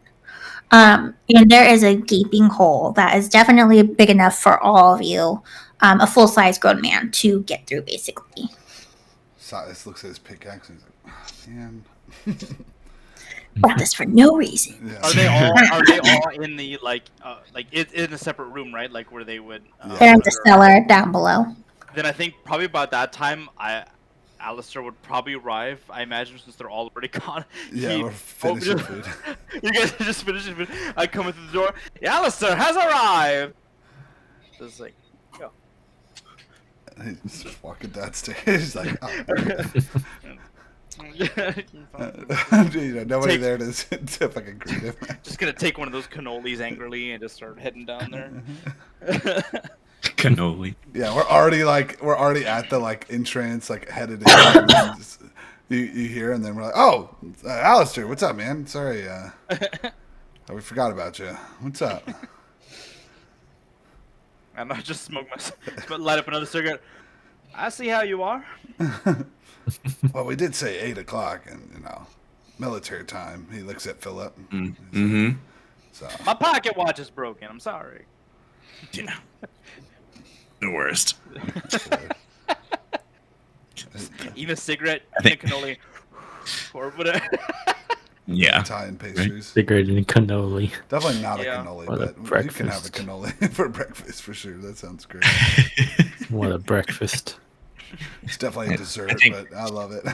Right. Yeah. I think Look- that Tasty. Philip is like, what the fuck? He's got his biscotti and his coffee. He took some of the coffee because he was like, I can't waste the coffee. Oh, for sure. Yeah, That Silas coffee. is the same thing. So Yeah. I was like, I think That's we would actually- have both been like, That's how Okay. Silas likes it. He's like, oh, this Yeah. is perfect. That hot. That coffee is definitely like not Philip. You were like in heaven. It's not military ration coffee. You can tell that this was imported and that he probably paid a lot of money for like this exclusive Italian like espresso essentially, and it's like just peak perfection. And with a, oh my gosh, yes. I thought of something else that he would have had a thermos, like a soup thermos that. Like, Yeah. And then, he takes the thermos and he smells it one last time and dumps it out and pours the coffee into it. It's like soup, like Martha gave him soup for lunch or whatever, and he completely just dumps it on the ground. Doesn't clean it he's out, just puts the coffee into it. Oh my god. He's like, "Oh, this is good. He's like- That's good. We gotta keep this. We gotta get this Oh, around." I agree here. I'll scoop up some of these Bacardi's. Yeah. Fucking Yeah, can't even this speak right now. Biscottis. But Thanks, Cotties. the syncopations. Bugatti. I think we're on the Bugatti. the same fucking. We offer some to Johnny. And Johnny, I know you're more of a soda pop kind of guy, but I think this is worth. I think it's worth a taste. All right, Johnny. I mean, at this point, might as well. What a guy. Yeah. Johnny, can you give me a Constitution roll? Hooray! I'd say when Alistair gets to the thing, he sees that there's only like 1 or 2 left of whatever's down there. Like we've cleaned out the whole fucking like table. Just like let's we've see. really enjoyed it since we've been down there for so long. We're like, oh, I guess we might as well get back to work. Oh, the D10. There we go. Alistair has a cigarette for breakfast. That's a 23. Classic. That's a pass. A 23. Okay, so you do your reaction is the same. Your pupils dilate and your heart starts to beat fast as you're like getting all this pure like concentrated caffeine. But instead of making you feel like lightheaded and feeling bad, you feel like ready to go. Like you're taking in this caffeine and it is like doing your body good. So you're like ready for this adventure now. We're You're fucking- excited and ready to go.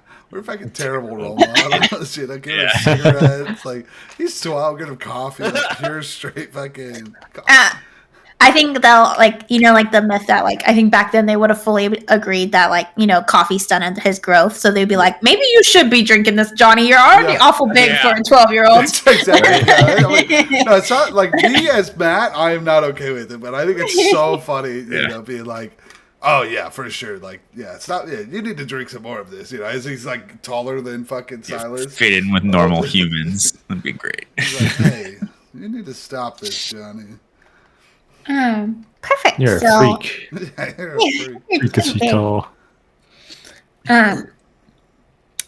So you know that the door is open. So would you guys like to enter, or this is basically this is the last chance before you go into the cave. So if you need to tell me everything on your player right now, basically, and then once we get in there, the adventure officially starts.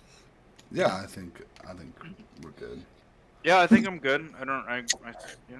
Okay. I would Well, ask, I think Philip would ask Silas, like, you got some supplies with us for this delve down here. I Yeah, he got fucking my, grabs got my grabs pack the here. candle as you're grabbing like the flashlight, and he's like, "Oh, don't worry, I got us a light source." And he looks at the flashlight and the headgear that you have, and he's like, Hmm. "That would have been smart." And he just kind of like, "Oh man, the candle's useless."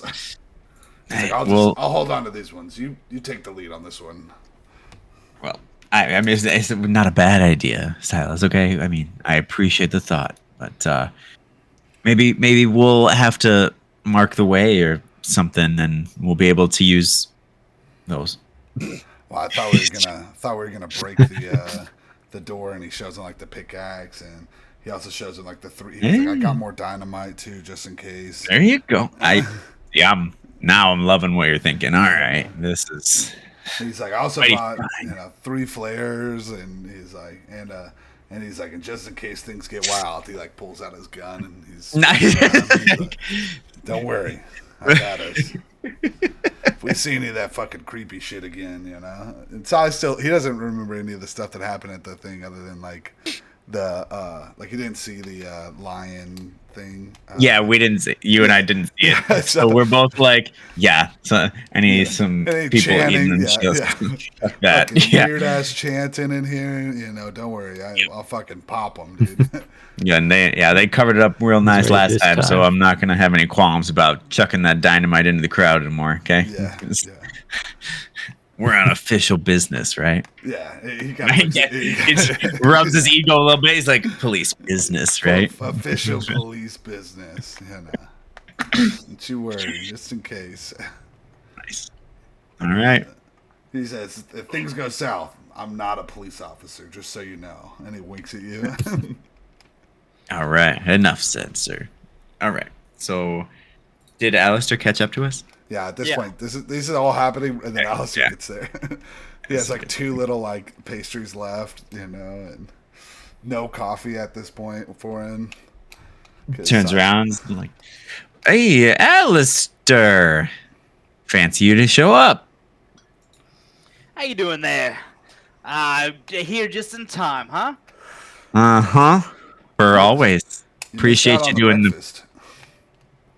That's right. I got my breakfast right here. Got your cannolis. Got my cannolis and my cigarettes. What more could you ask for? Did you bring those from home? There wasn't cannolis. I wish there was a cannoli. Silas is like, where the fuck did we get ice cream? Did you get ice cream? Yeah, that's exactly. Where the fuck did I get ice cream? So I used all my Hey, luck to look. find a Brings his own. Looks. I look at him and I'm like, so you're ready to go into this tunnel like that? He's just my satchel, just like, I'm ready as ever. He's his fucking loafers on. His pants. Got Philip some, is just got some wingtips on, got a nice Yeah. vest. I was like, I'm ready. okay. Phenomenal. so as Johnny, are you ready? Yeah. Sorry, I'm just gonna go through everybody. Johnny, you ready? I thought Johnny's Got that like stuffed coffee? himself with pastries. He's got the coffee. Yeah. Like that Fucking coffee or some good jacked, dude, stuff, dude. huh? Yeah. He's got the bloody pupils. He's like, yeah, bro. Man, yeah, let's go do this thing. All right, boys. Let's go. So, as you make your way through the little impromptu doorway that has been made, you immediately step into another brick room, which only has 2 directions in it. One is to the east, which you can immediately tell is blocked off. It's just there's rubble in the way; you can't go that way. And then you notice to the west, you can proceed, but it definitely does not. It's not brick anymore. It definitely turns into like a cavern or a tunnel, essentially. So that is your only way, though, right now. So as you are walking down this tunnel, it starts to kind of widen out as you hear the sounds of like a running water, and you can kind of, if you as you're listening, it just kind of sounds weird. If you want, it turns into this open cavern. So if you want to try to make a track roll, you can try to look for footprints, or you can try other ways to investigate as well. As we're walking through, I think the first thing that Philip would have done is taken a flag and like put it by the end, like where we came in. So like, okay, well, we got a marker. This is where we're going. And then while we're walking down this cavern, I just throw an arrow on it pointing towards the exit. The arrows are pointing towards the exit. And I would do another one when we get into the next room. Just in the bigger area. Perfect. There's flag near the door. So I'm like, all right, let's go. Are we on like a bridge? Like, is it up this and like the cavern expanses down, or is it like you are on and the expanse goes up? And it expands outward above you? So it's like you are.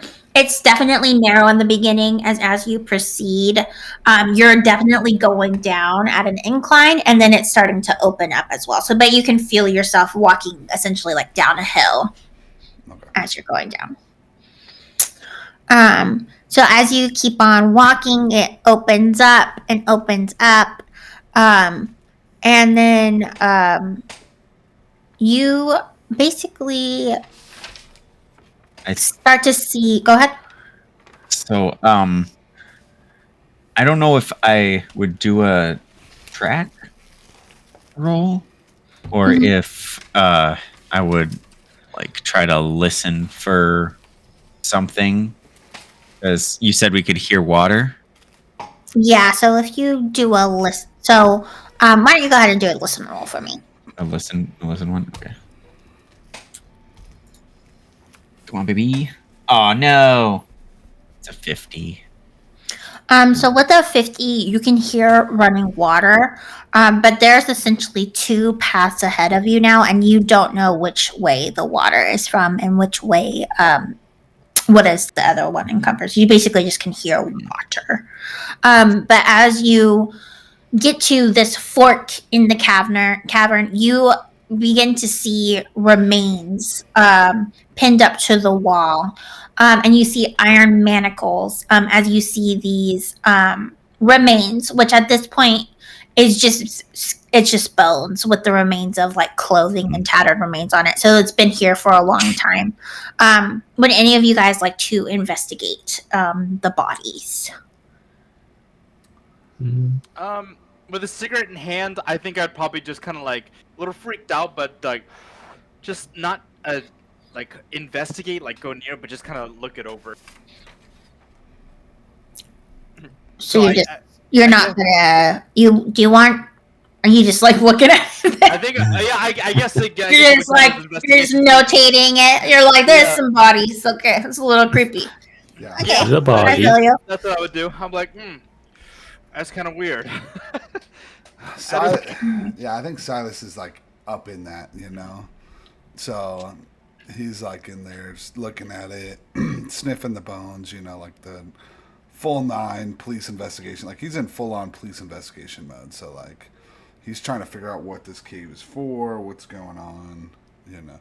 I don't remember. Did he tell us why we were in this cave, or just that like, oh, like it is a cave, let's go explore it? Essentially, he's saying that he thought there was treasure within it, but no more information about what that would be or why. Of course, you guys know that this was now from that letter that this was a part of the Native Americans slave trade, essentially. So, Silas, because you said that you were investigating closely, you can tell that there are tears and blood stains upon this clothing. And you can tell it's like essentially it's just rags at this point, but you can tell that whatever death this was, it was a violent death. This wasn't like they got chained up here and they were forgotten about or something like that. Does it look like animals, or does it look more like someone, like a person? You know, like Can you give me a history roll? 28. I think right above major success. Perfect. So with the history roll, you can tell that these rags are 100 years old, and you can tell that these are Native American garments. You cannot tell though what kind of creature made these, or if it was maybe like a hatchet or something like that. So you just know that the deaths were violent and that these were definitely Native Americans. Gotcha. And I thought it's relates that back to anybody who's listening. And he also is skeptical on whether there's going to be treasure here or not. I think he makes that pretty known. Like, I don't know what this was before, but yeah. Philip was listening, and it's chained up to like the wall, Yes. right? Okay. Mhm. I am gonna put another chalk indicator on the wall and say we go down this path. Okay. Is this the So right you're side or the left pointing- side? So you are We came up to it. essentially you went to the right. You went west. And now there's a fork, and one continues west, and then the other one heads like north, essentially. No, south, technically south. So it's basically though, like you're in another room and you see one is going straight, and then one goes to the left, essentially. So like if you were looking at the bodies, then on the left you would draw an arrow back, like to the right, this way, to say go that way, basically, essentially. Gotcha. So with making that, which tunnel would you guys like to proceed now through? There's basically either straight or there's left. Well, You can make a Manny navigate roll. You can just make a luck roll if you want to try one way or the other. Or Well, listen here, folks. I don't know if y'all That is got any, but I muted. got a nice trusty coin right here. We could do heads or tails. I don't know about you guys. I'm a little creeped out right now, but Yeah, that seems like the most logical way to tackle a pretty expansive thing. Is just go left or right, and we'll do heads or tails. Definitely the very sarcastic, you know, like Yeah. That's and obviously definitely not picking up on And- this, Alistair. Alrighty, well, heads is left, tails is right. He looks at Philip. We got heads. That means we go left. And Philip is like, it's too early to tell, so we could go anywhere. I will be properly marking our way. It's like if we're gonna let this It looks like it anarchist went lead left. us, then let's send it. so Alistair, you with confidence say left. Can you please make me a spot hidden roll, please? Yes. 100, right? It's all Yes. like almost Yep, always. it's always Always, Yeah. Unless I tell you otherwise. Um, So we have now turned south, Yes. 12? right? 12. 12. Marking this down, Philip. 12 No. is my spot hidden is 32. So that means I got half is 16, so I beat 16. So you got a major success. And so what you know, as you are puffing on the Turkish cigarettes that you saw, you look at the ground and you're like, hey, I know what that is. And there is another Turkish cigarette as you start making your way to the left. So even though you did flip a coin, you were onto something, a little bit of luck there. As you found a Turkish cigarette stub from on the ground. And listen, let's look at this, everybody. There's a little smokes them cigarettes. Our good old friend Chester Garlic. Might be on something. Looks like he's already down here somewhere. Silas looks at Philip and goes, "How did that work?" You know, like, I'm so mad. I mean, at the risk of personal bodily harm, I would almost have him be wrong. yeah.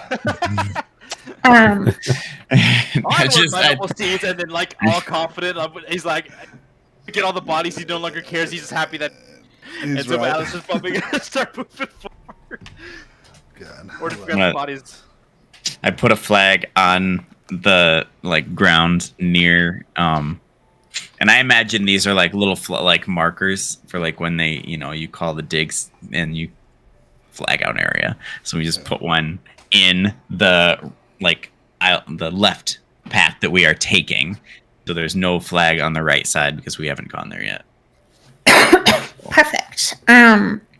So as you make your way down left, south, you are walking a while, and it is an incline. It's not a steep incline, but you can definitely tell you're continuing to go down. Silas out of shape. It's just, he's breathing heavy. Your your knees are starting to hurt because it's like at a Mhm. slight incline, and you're like kind of having to. He's not saying anything, but you can tell. If you look at Silas, he's not having a good time. I'd probably be slipping because I'm wearing dress shoes for this. I'm kind of Exactly. slipping just a little bit.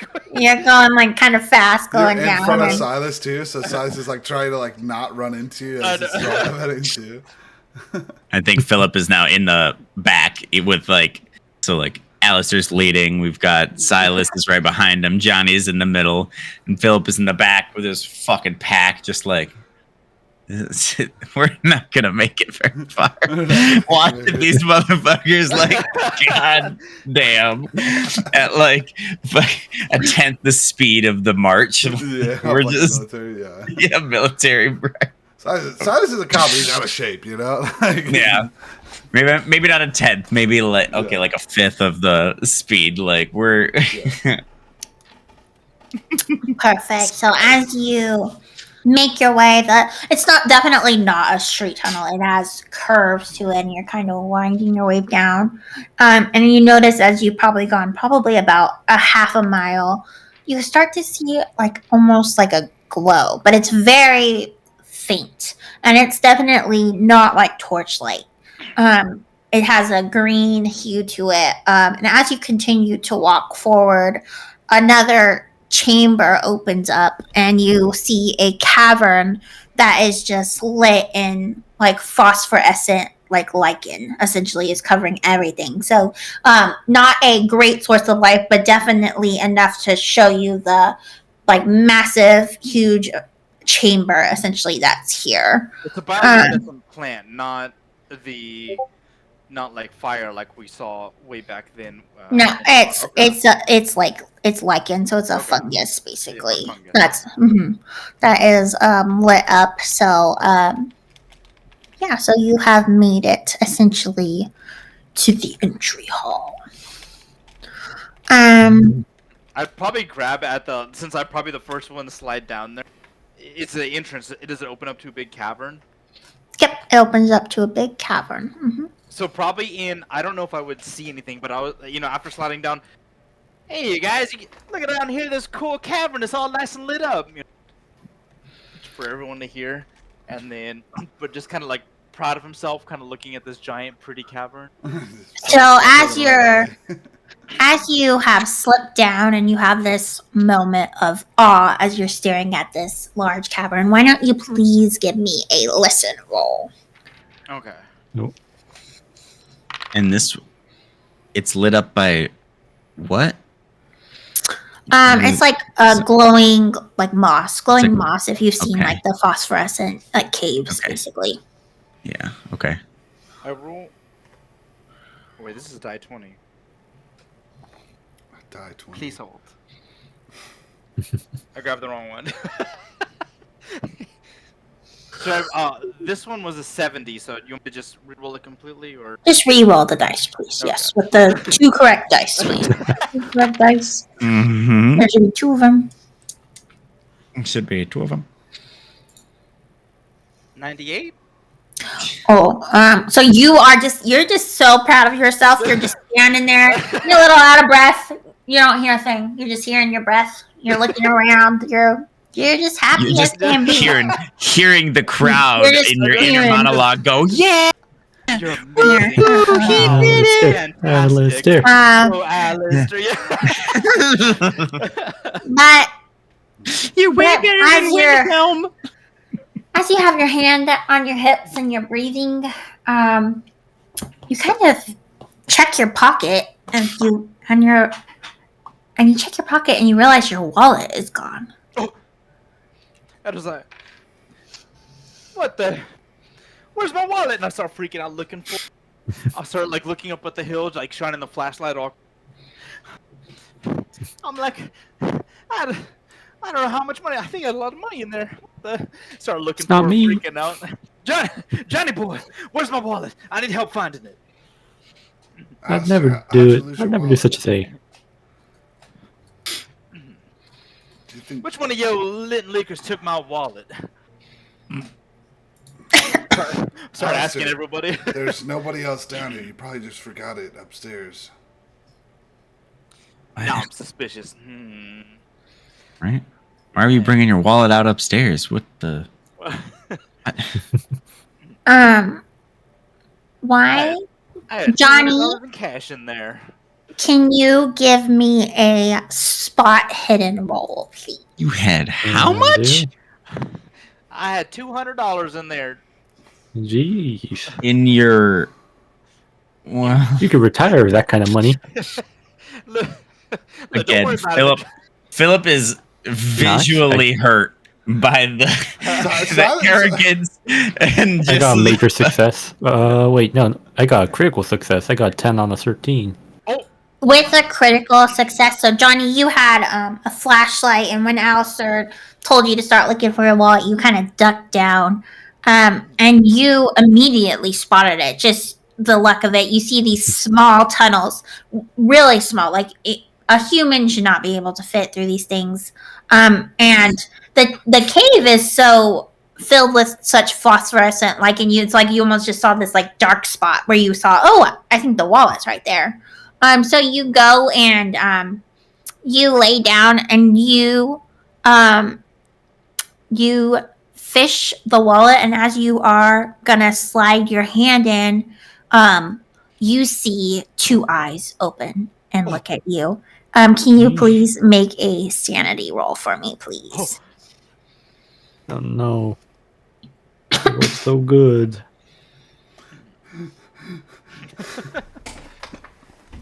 Oh, 47. That's a fail. So please take a you're just gonna take a point of sanity damage.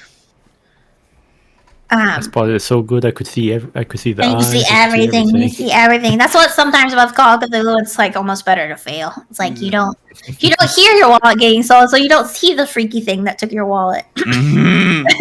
Yeah. Mhm. So You can't help it though. You can't just ignore a wallet. yeah, With exactly. $200. You said $200 size is like I carry more than that, or my wife carries, that easily, Like what do you freak out about, Philip? They need to start paying you more at the military, Damn. That's a lot of money, though. He goes into like the classic dad, where he just starts telling you about financial advice, and like you don't want to hear it, and he's just like telling you like, hey, you need to be smarter with your money. And he's like trying to coach you. He looks at you and he's like, you're like a younger me, like if only you invested in Apple at, fucking when you were in first grade, like if only you bought a house then, would the market have been better. That's the vibe you're getting from him. It's like, you can't follow this financial advice because it's way past your prime, Yeah, it's already done and over with. Hindsight 2020 always. So you're like, invest in Bitcoin, obviously not Bitcoin, but like the equivalent of that in this Yeah. era, So Johnny, you keep a hand on the wallet, and the eyes that were human-like skitter back, and it's gone. You don't know what that was, but you let out like a yelp, essentially, pretty loud. It reverberates off the cave walls, and it definitely was the loudest thing that has happened in this cave for a while. kind of want to hear it. I want to hear it in character. I Is there a cannot yelp? hit that. It's just a yelp. You can make it sound like a whatever. dog. Whatever kind of yelp you want. Yeah. Got it. Exactly perfect. Size That Jesus, goes. Jesus, why is it so loud, And his It's like a Jesus dog is barking. way louder. Yeah, it scares Silas. He makes an even louder noise. He's like, God, Johnny, be quiet. We don't know what's down here. There's something down here for sure. What, did you see something? You see something, boy? Tell us. Jeez, Fucking dog. Yeah. Well, the good news is I found Alistair's wallet. My wallet. You took his Hand it over wallet? here. Why'd you take his wallet? Wasn't me. What was that thing? It was that thing with thing in the cave. Thing in the cave. There's a thing in the cave? Things. There's a little thing down there. Silas looks around with his candle, flashlight type thing, and he's like, I don't see anything. You're crazy. There's nothing down here. Philip's also looking around with his headlamp like, I don't... He's real. He really was real. Johnny boy, let me get my wallet. Alistair's like, I don't care if there's that danger. I saw him. I really did. Silas is I'm like, like E.T. Hey, boy, don't make up, crazy things around here. You got to use your head. You got to stay smart. You're the man of the house. Now, It's like a kid seeing E.T. Yeah. Don't say some imagination things. Don't say fucking, chupacabras. None of those things exist. Say chupacabra. So I'm gonna. Does Johnny boy grab my wallet by chance?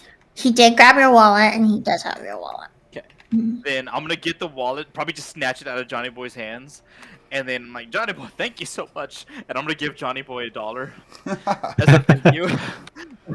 Tips him a whole fucking year's worth of wages. Just Perfect. So as you hand back the wallet, Johnny is a little bit shaken, oh wait, something I forgot to tell you, I guess, is maybe everybody turn off their lights. You're in a cavern. Oh, that's a good idea. Everybody turn off your lights. That's my natural habitat. Please hold. I guess you're right. But as you pull, you can keep your ambient light on. So I just mean if you have a big overhead light off. As you finally now are all making it around and you found the wallet, you point your flashlight at the wall and you see quite the interesting carving on the wall. Flashlight. Perfect. It depicts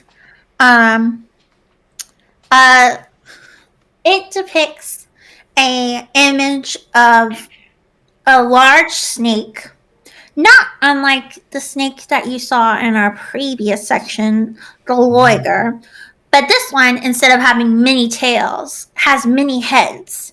And there's several people who are also snake-like in appearance, but humanoid form, are praying to it in this image. And as you get closer and closer, who would be in the front of the group looking at this, pointing a flashlight at it? I think it's probably Alistair. Wait, wouldn't I be in front? Yeah, I think you're in the front. So if you are in front, okay, give me 1 second.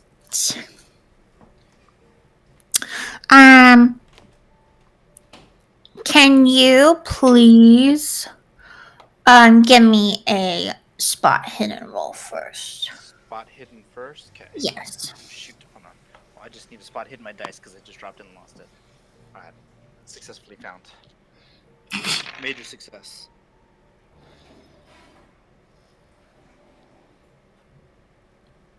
I think that's 99. I got 99. Alistair, as you get closer and closer, you're so freaked out.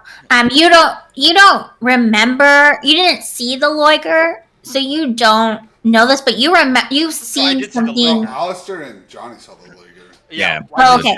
You did see the loiger, so you know that this is not the loiger, but it recalls that fear that you felt at his presence. You know that this being that you see in this carving is the same, and you are so shaken by that you do not realize that there is a hole in front of you, and you drop down 20 feet to the bottom. Can you please give me 2d6 worth of damage, please? Yes. It's like his whole health bar too. Just so Yeah, he might die. Oh, I got one. Okay, hold on. We might be in luck. I got snake eyes. Actually, Okay, so you take 2 points of damage as you fall. So you scream as you fall 20 feet down below into this essentially like small, it's like long and angular this way in front of this thing, and you drop down. Oh, Jesus. ah! Alistair, did you die? And just like a little scraped up because it's actually not too bad. I'm like, oh, just like my leg, but I'm not overreacting even though I barely really didn't get. I'm like, You didn't get hurt I that can't bad. move. Help! I'm hurt. I'm in pain. Help! Oh, Jesus. My Oh. leg. He looks at Philip and he goes, "Good thing I brought rope." That's Exactly. an excellent call. I also have rope. How do we plan on getting him up out of there? Well, first, So hey, do you see anything down there? And like my leg. Oh, leg. Alistair, stop complaining and look. Dying. So as you look, Alistair, you can tell that you're in another wider chamber. You don't really see anything yet, Alistair, but what you do hear is a very gentle kind of breathing. Oh, you can tell this chamber is alive, essentially, but you can't see anything yet. How It far kind is? what kind of focuses me, right? Like Yeah. I was just kind of being over dramatic, but now I'm kind of like No, looking at You like can Like- feel in your chest that something is wrong, something. essentially. Yeah. Because we're at the hole before he falls. Is it like Yeah. a pretty far distance, or is it like something we could like step over? No, there's only way down. It is essentially down. So that's basically there's like that image that I posted in there with the image of the snakes and the not Loiger, but looks like a Loiger. And there's essentially that hole in front of it. That hole appears to be the only thing in the room to go down. But next to the hole is a very sturdy looking stalagmite that you think you could probably anchor a rope to. I do have a question. I know, Yes. like, obviously, I probably wouldn't think about it right now, but maybe later after I've composed myself and I get some help. Would I possibly know or have a vague idea of what the painting might have been? Do you think I do do- you want I to make think like a Cthulhu mythos roll, or what do you Like maybe an occult. an occult roll? You okay? Go ahead and make an occult roll if you would like to. I was like, I know it might not necessarily be because I just fell down to my. Ooh. I got 13, which is a major success. So you don't know what that creature is. You don't know what you know that it is a mythos like the Loiger, but you don't know. But you can tell by how those snakes, the snake humanoids, look in that picture that they're very ancient and that that there is a ritual essentially being taken place. So you know that basically this is like you know that there are other snake creatures essentially besides just the one that they're worshiping, and you know that like a ritual is happening. Okay, based off that image, right? Yeah. Yeah. You can tell that they're praying to him, trying to like summon him essentially. Okay. Yeah, I think at this point, Silas starts to tie off to the section, and I think he climbs down with the rope, like starts pivoting down there with him. Perfect. Can you please make a climb roll for me? Yeah, Silas is really good at these. You know, falling's a lot easier. I'm just saying. Silas is really good at these, so he might well He gets started. He rolled a 58, so. Because you are on the rope, I think it was like so you get part way down, and then you're not quite in the shape you used to be, and you are about 10 feet down, but you still have 10 to go, and you drop. And so you take one d6 of damage to see how your landing is. Oh my. So as Wicket rolled 2 snake eyes. I rolled a 6 on mine. Of course. So You took more damage than Alice. you can feel as you drop down, Silas, that you did not land on your ankle well at all. And you can really feel it in your legs. Yes. Look at Silas. He fucking rolls his ankle and he's like, oh God. He's actually hurt. And I'm just standing up right next to him, just be looking at this cave and just smoking a cigarette. And he's just completely injured, and I fell 20 feet, and he felt just. He's like, Alistair, I think I broke my ankle. I think it's broken. You're gonna have to carry me. Oh there, Bucka. Where's Johnny boy? Johnny boy, you can carry. Let me help you up there. I don't know if Johnny can carry me. All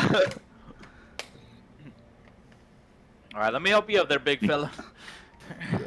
I'll probably start. I'll lift him up just a little bit, try to help him out, but it's not what Alistair does. But I'll go ahead and help you out just a little bit. Nice. Size is in real pain. He's not crying, but that single man tear, is forming into his eyeball. I could cry right here. No one would notice. It's dark in here. But yeah, he has the rope for Johnny and for Philip as well. Perfect. So, Johnny and Philip, do you try climbing down as well? If you give me a climb roll. Oh boy. Remember, you can also fall. That works too. Obviously not too well. Well, I It's think a big fall. It's a long fall. I would help Johnny down. Oh my gosh. It's a climb, right? Is what it is. You'd have to roll. Mm-hmm. I'm 1 point over. I might spend that luck point. Ooh, actually, that's a good Get call. it. That's a good call, dude. Yeah, that's a smart one. I'm gonna spend 1 luck point. I was so far away from the luck point, so I was like, nah. Perfect. So, Johnny, you kind of are making your way down, and you kind of start to slip, but you hold back on, and you end up making your way down. And you get to the bottom, no problem. This is fucking just. Johnny boy, I need your help over here. Here inside this. So I was like, no, I'll be fine. How do you Get too old for this. What do you guys see down there? I see red. I just see red. We're all heading down. We don't need to come back up. You guys gonna bring him back up, or are we coming down? No, come down. I think there's nothing else. We can't get onto the other side. So. All right. Oh. Dang. Oh no. 18 down to so it's just a 20. So I won.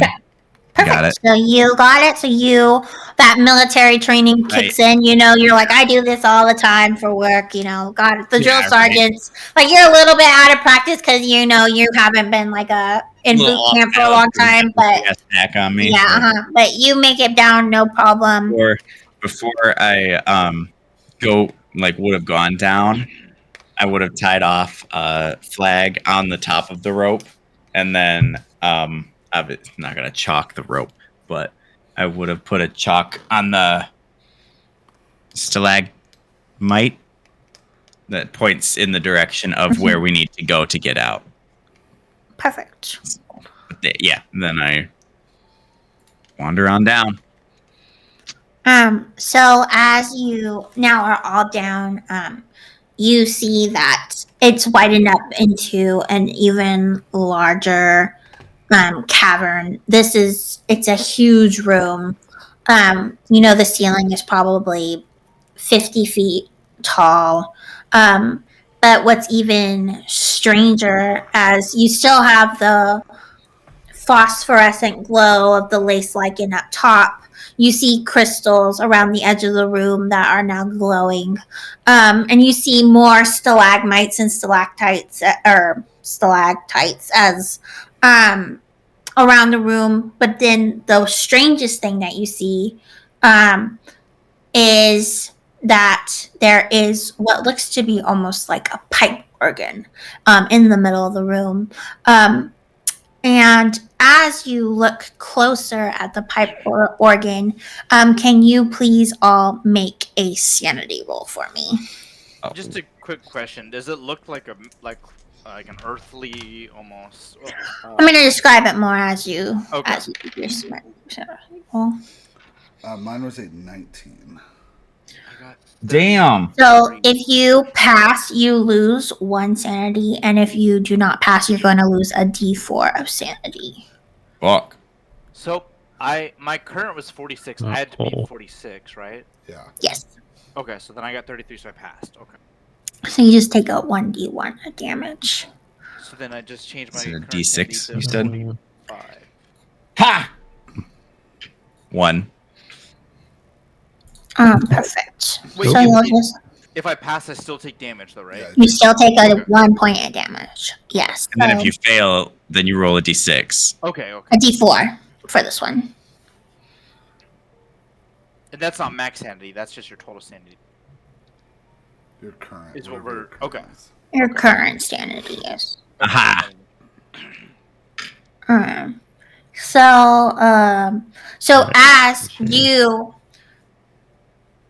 you begin to look at this organ, you notice these bronze pipes running about, and you can definitely tell that it's not natural, but it's not human made either. But then, as what looks more horrific to you is you begin to notice the faces of humans within the organ, and that is what has been creating this wind noise, essentially. Is that the mouths and the throats are working to exhale out. And although it's actually a beautiful noise, the horror of looking at it's horrific. Their eyes are closed, but you can hear this melody as coming out. And what you notice is that they're actually playing a tune that begins with the most middle face will go for a long repetition. Then the most left face goes for a short, followed by the most right face with a short note. Then the second to the left with a long note, followed by the second to the right with a long note. And that pattern just kind of repeats over and over again. But what you also notice is that there are 5 keys essentially on this organ and a seat for you to also sit at. For everyone, or just a single seat? It's like a bench, so like technically yeah. multiple people could, but Is the organ playing on its own right now? the notes are not moving, but the mouths are going essentially. So you can see the mouths going, but none of the notes are moving. He looks at Philip. He assumes he's probably the only one that has any sort of musical skill. Hey, Philip, do you know how to play an organ? I mean, not anything that's like this, but I guess I could give it a shot. Philip is hesitant to go up to this thing, but it's the only thing we have right now, so we're... I would, before I'm like, Philip, I just want to point something out that up top there was the portrait, the picture that we saw up there. Mhm. I don't know too much about her, what that creature was, but I know it was some sort of ritual, and it had a lot of heads that kind of almost looked like the organ. I don't know if there's any resemblance or just kind of putting that out there. It looked like the organ. How many? So are there 7 heads or are there 5 5 heads? And there's We're- 5 keys. Right.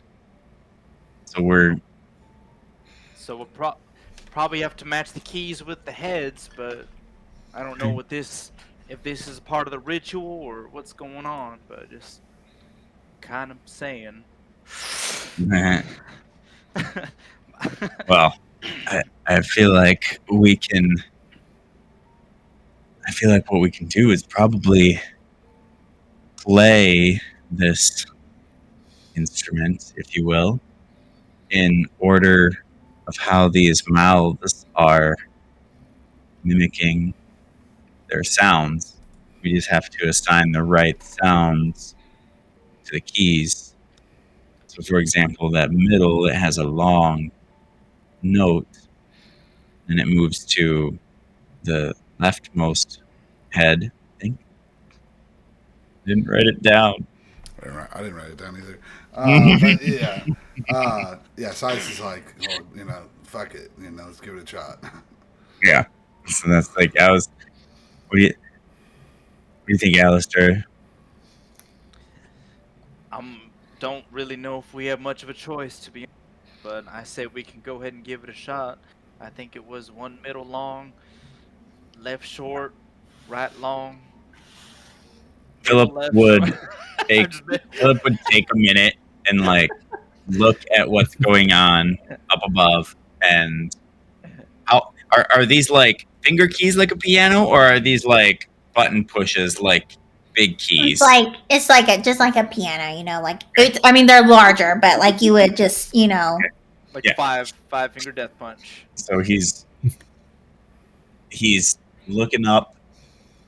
He's kind of staying with them. He's not pushing yet, and he's getting that pattern down, making sure everything is right.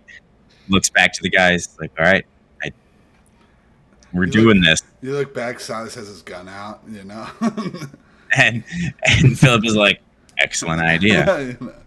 Just in case. Anybody else got anything they want to ready before we do this? I got my cigarette right here.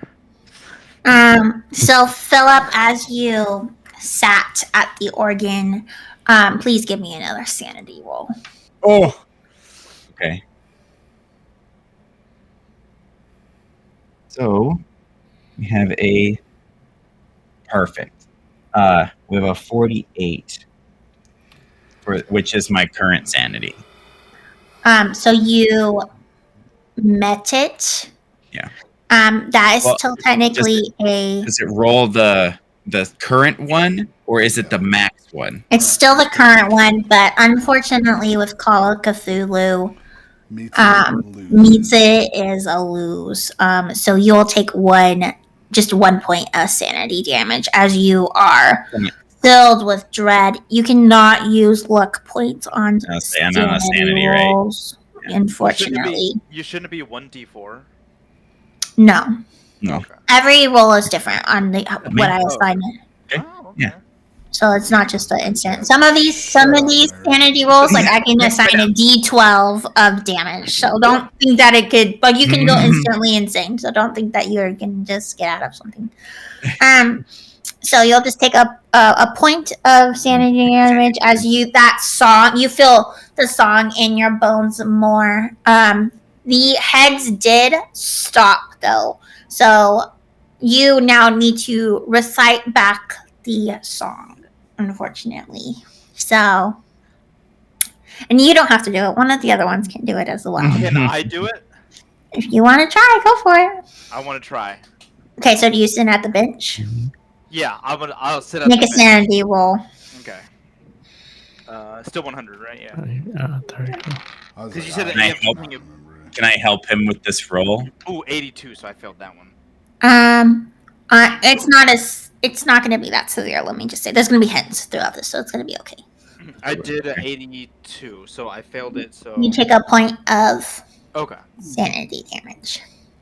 Can I? But I need to sing it back though. Can I do it? Yep. So now you're playing on the piano keys, essentially, on the organ keys. Come on. Yeah. I got 6. What are Jesus. you? I got it's a major success because I Dang. got 25 in my He's singing. confused. What are you rolling for? Well, you said I gotta sing it back. No, Yeah, go you're ahead. playing the piano. Like, play the piano for me. Tell me what you're doing. It's not a roll. Oh. Just tell me you're doing a puzzle right now. Oh, my bad. Oh, shit. Okay. I think it was middle, left, right, middle, left, middle, right. Okay, but I So middle assigned long lengths. So and left. So it was tell me the first key you're pressing it for. Is it a long or a short note? long as middle. Okay, so you see as you look up the eyes of the face on the middle organ opens up and it starts to play the note. Hmm. So then now, Far left, for how long? short. Okay, so that one opens up as well. The same short note comes out and the eyes glow green. Hmm. Wait, hold on. Let me write this down. Write this down. Write this down. Okay.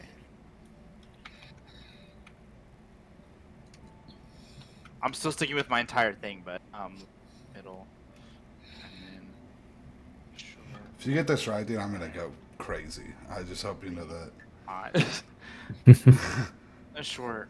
I I didn't write any of this down. I'm just going I by. know. That's what I'm saying. If you get this 100% right, and then I'm gonna go right. crazy. I went far right was the next one. Does that Okay. make sense? My call?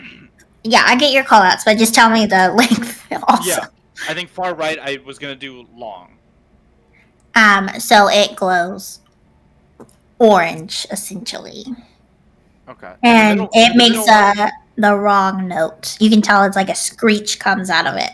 Okay, You can tell that was not a noise like Did the middle note Did the middle note that I pressed it have green eyes also, or was it? No. the middle and the left both First had two green did, eyes. Okay. Mhm. Okay.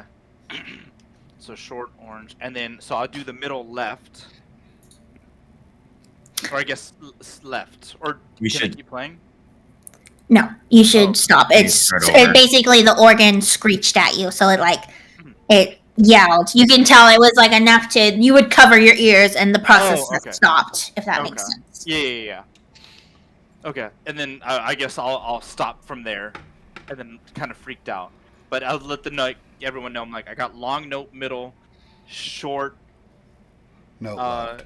note left, and then I did a far on the right side. I did a long, so it might be short. But you're still sitting at the bench. You can still Oh, try should I keep again. trying? Oh, well, if that then I'll try that again. I'm sorry. I'll do middle long. Okay, so Far. once again, the eye glows green for the first one, and then you go left for short, I assume again, right? And that one's Yeah. green. And then I'm still And gonna then go now- far right. Okay. For short. Okay, so then now it lights up green and it brings out that short note, but it's not a screech now. It's back to like that pleasant now sound. It's still horrifying to look at as you look at this like Native American face but its eyes are now open and glowing green, and the note comes out. And then I'll do middle left long. Middle left long, the eyes open up and they are green, and that long note comes out. And then I'll do middle right short. It eyes glows orange and it shrieks again at you, and you can tell that it reset as all the eyes close back down. Then I'm gonna do everything that I just did except for the very last one, which should now be a middle right long note. Exactly. So as all 5 of the eyes open up and they are green, the I'm the rapist.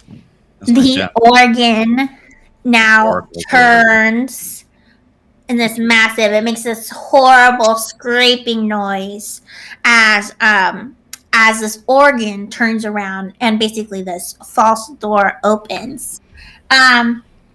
Silas, can you please make a spot hidden roll for me? Hell yeah. I leveled this one up. Ooh. Terrible. 83. Ow. I even With leveled an this one up. 80 with the 83, unfortunately, you do not notice the surprise attack you are about to be hit with, and you do not have time to dodge out of the way as this horrible looking humanoid creature with long arms and claws that go almost down to its knees is looking at you, and he goes and he tackles you to the ground.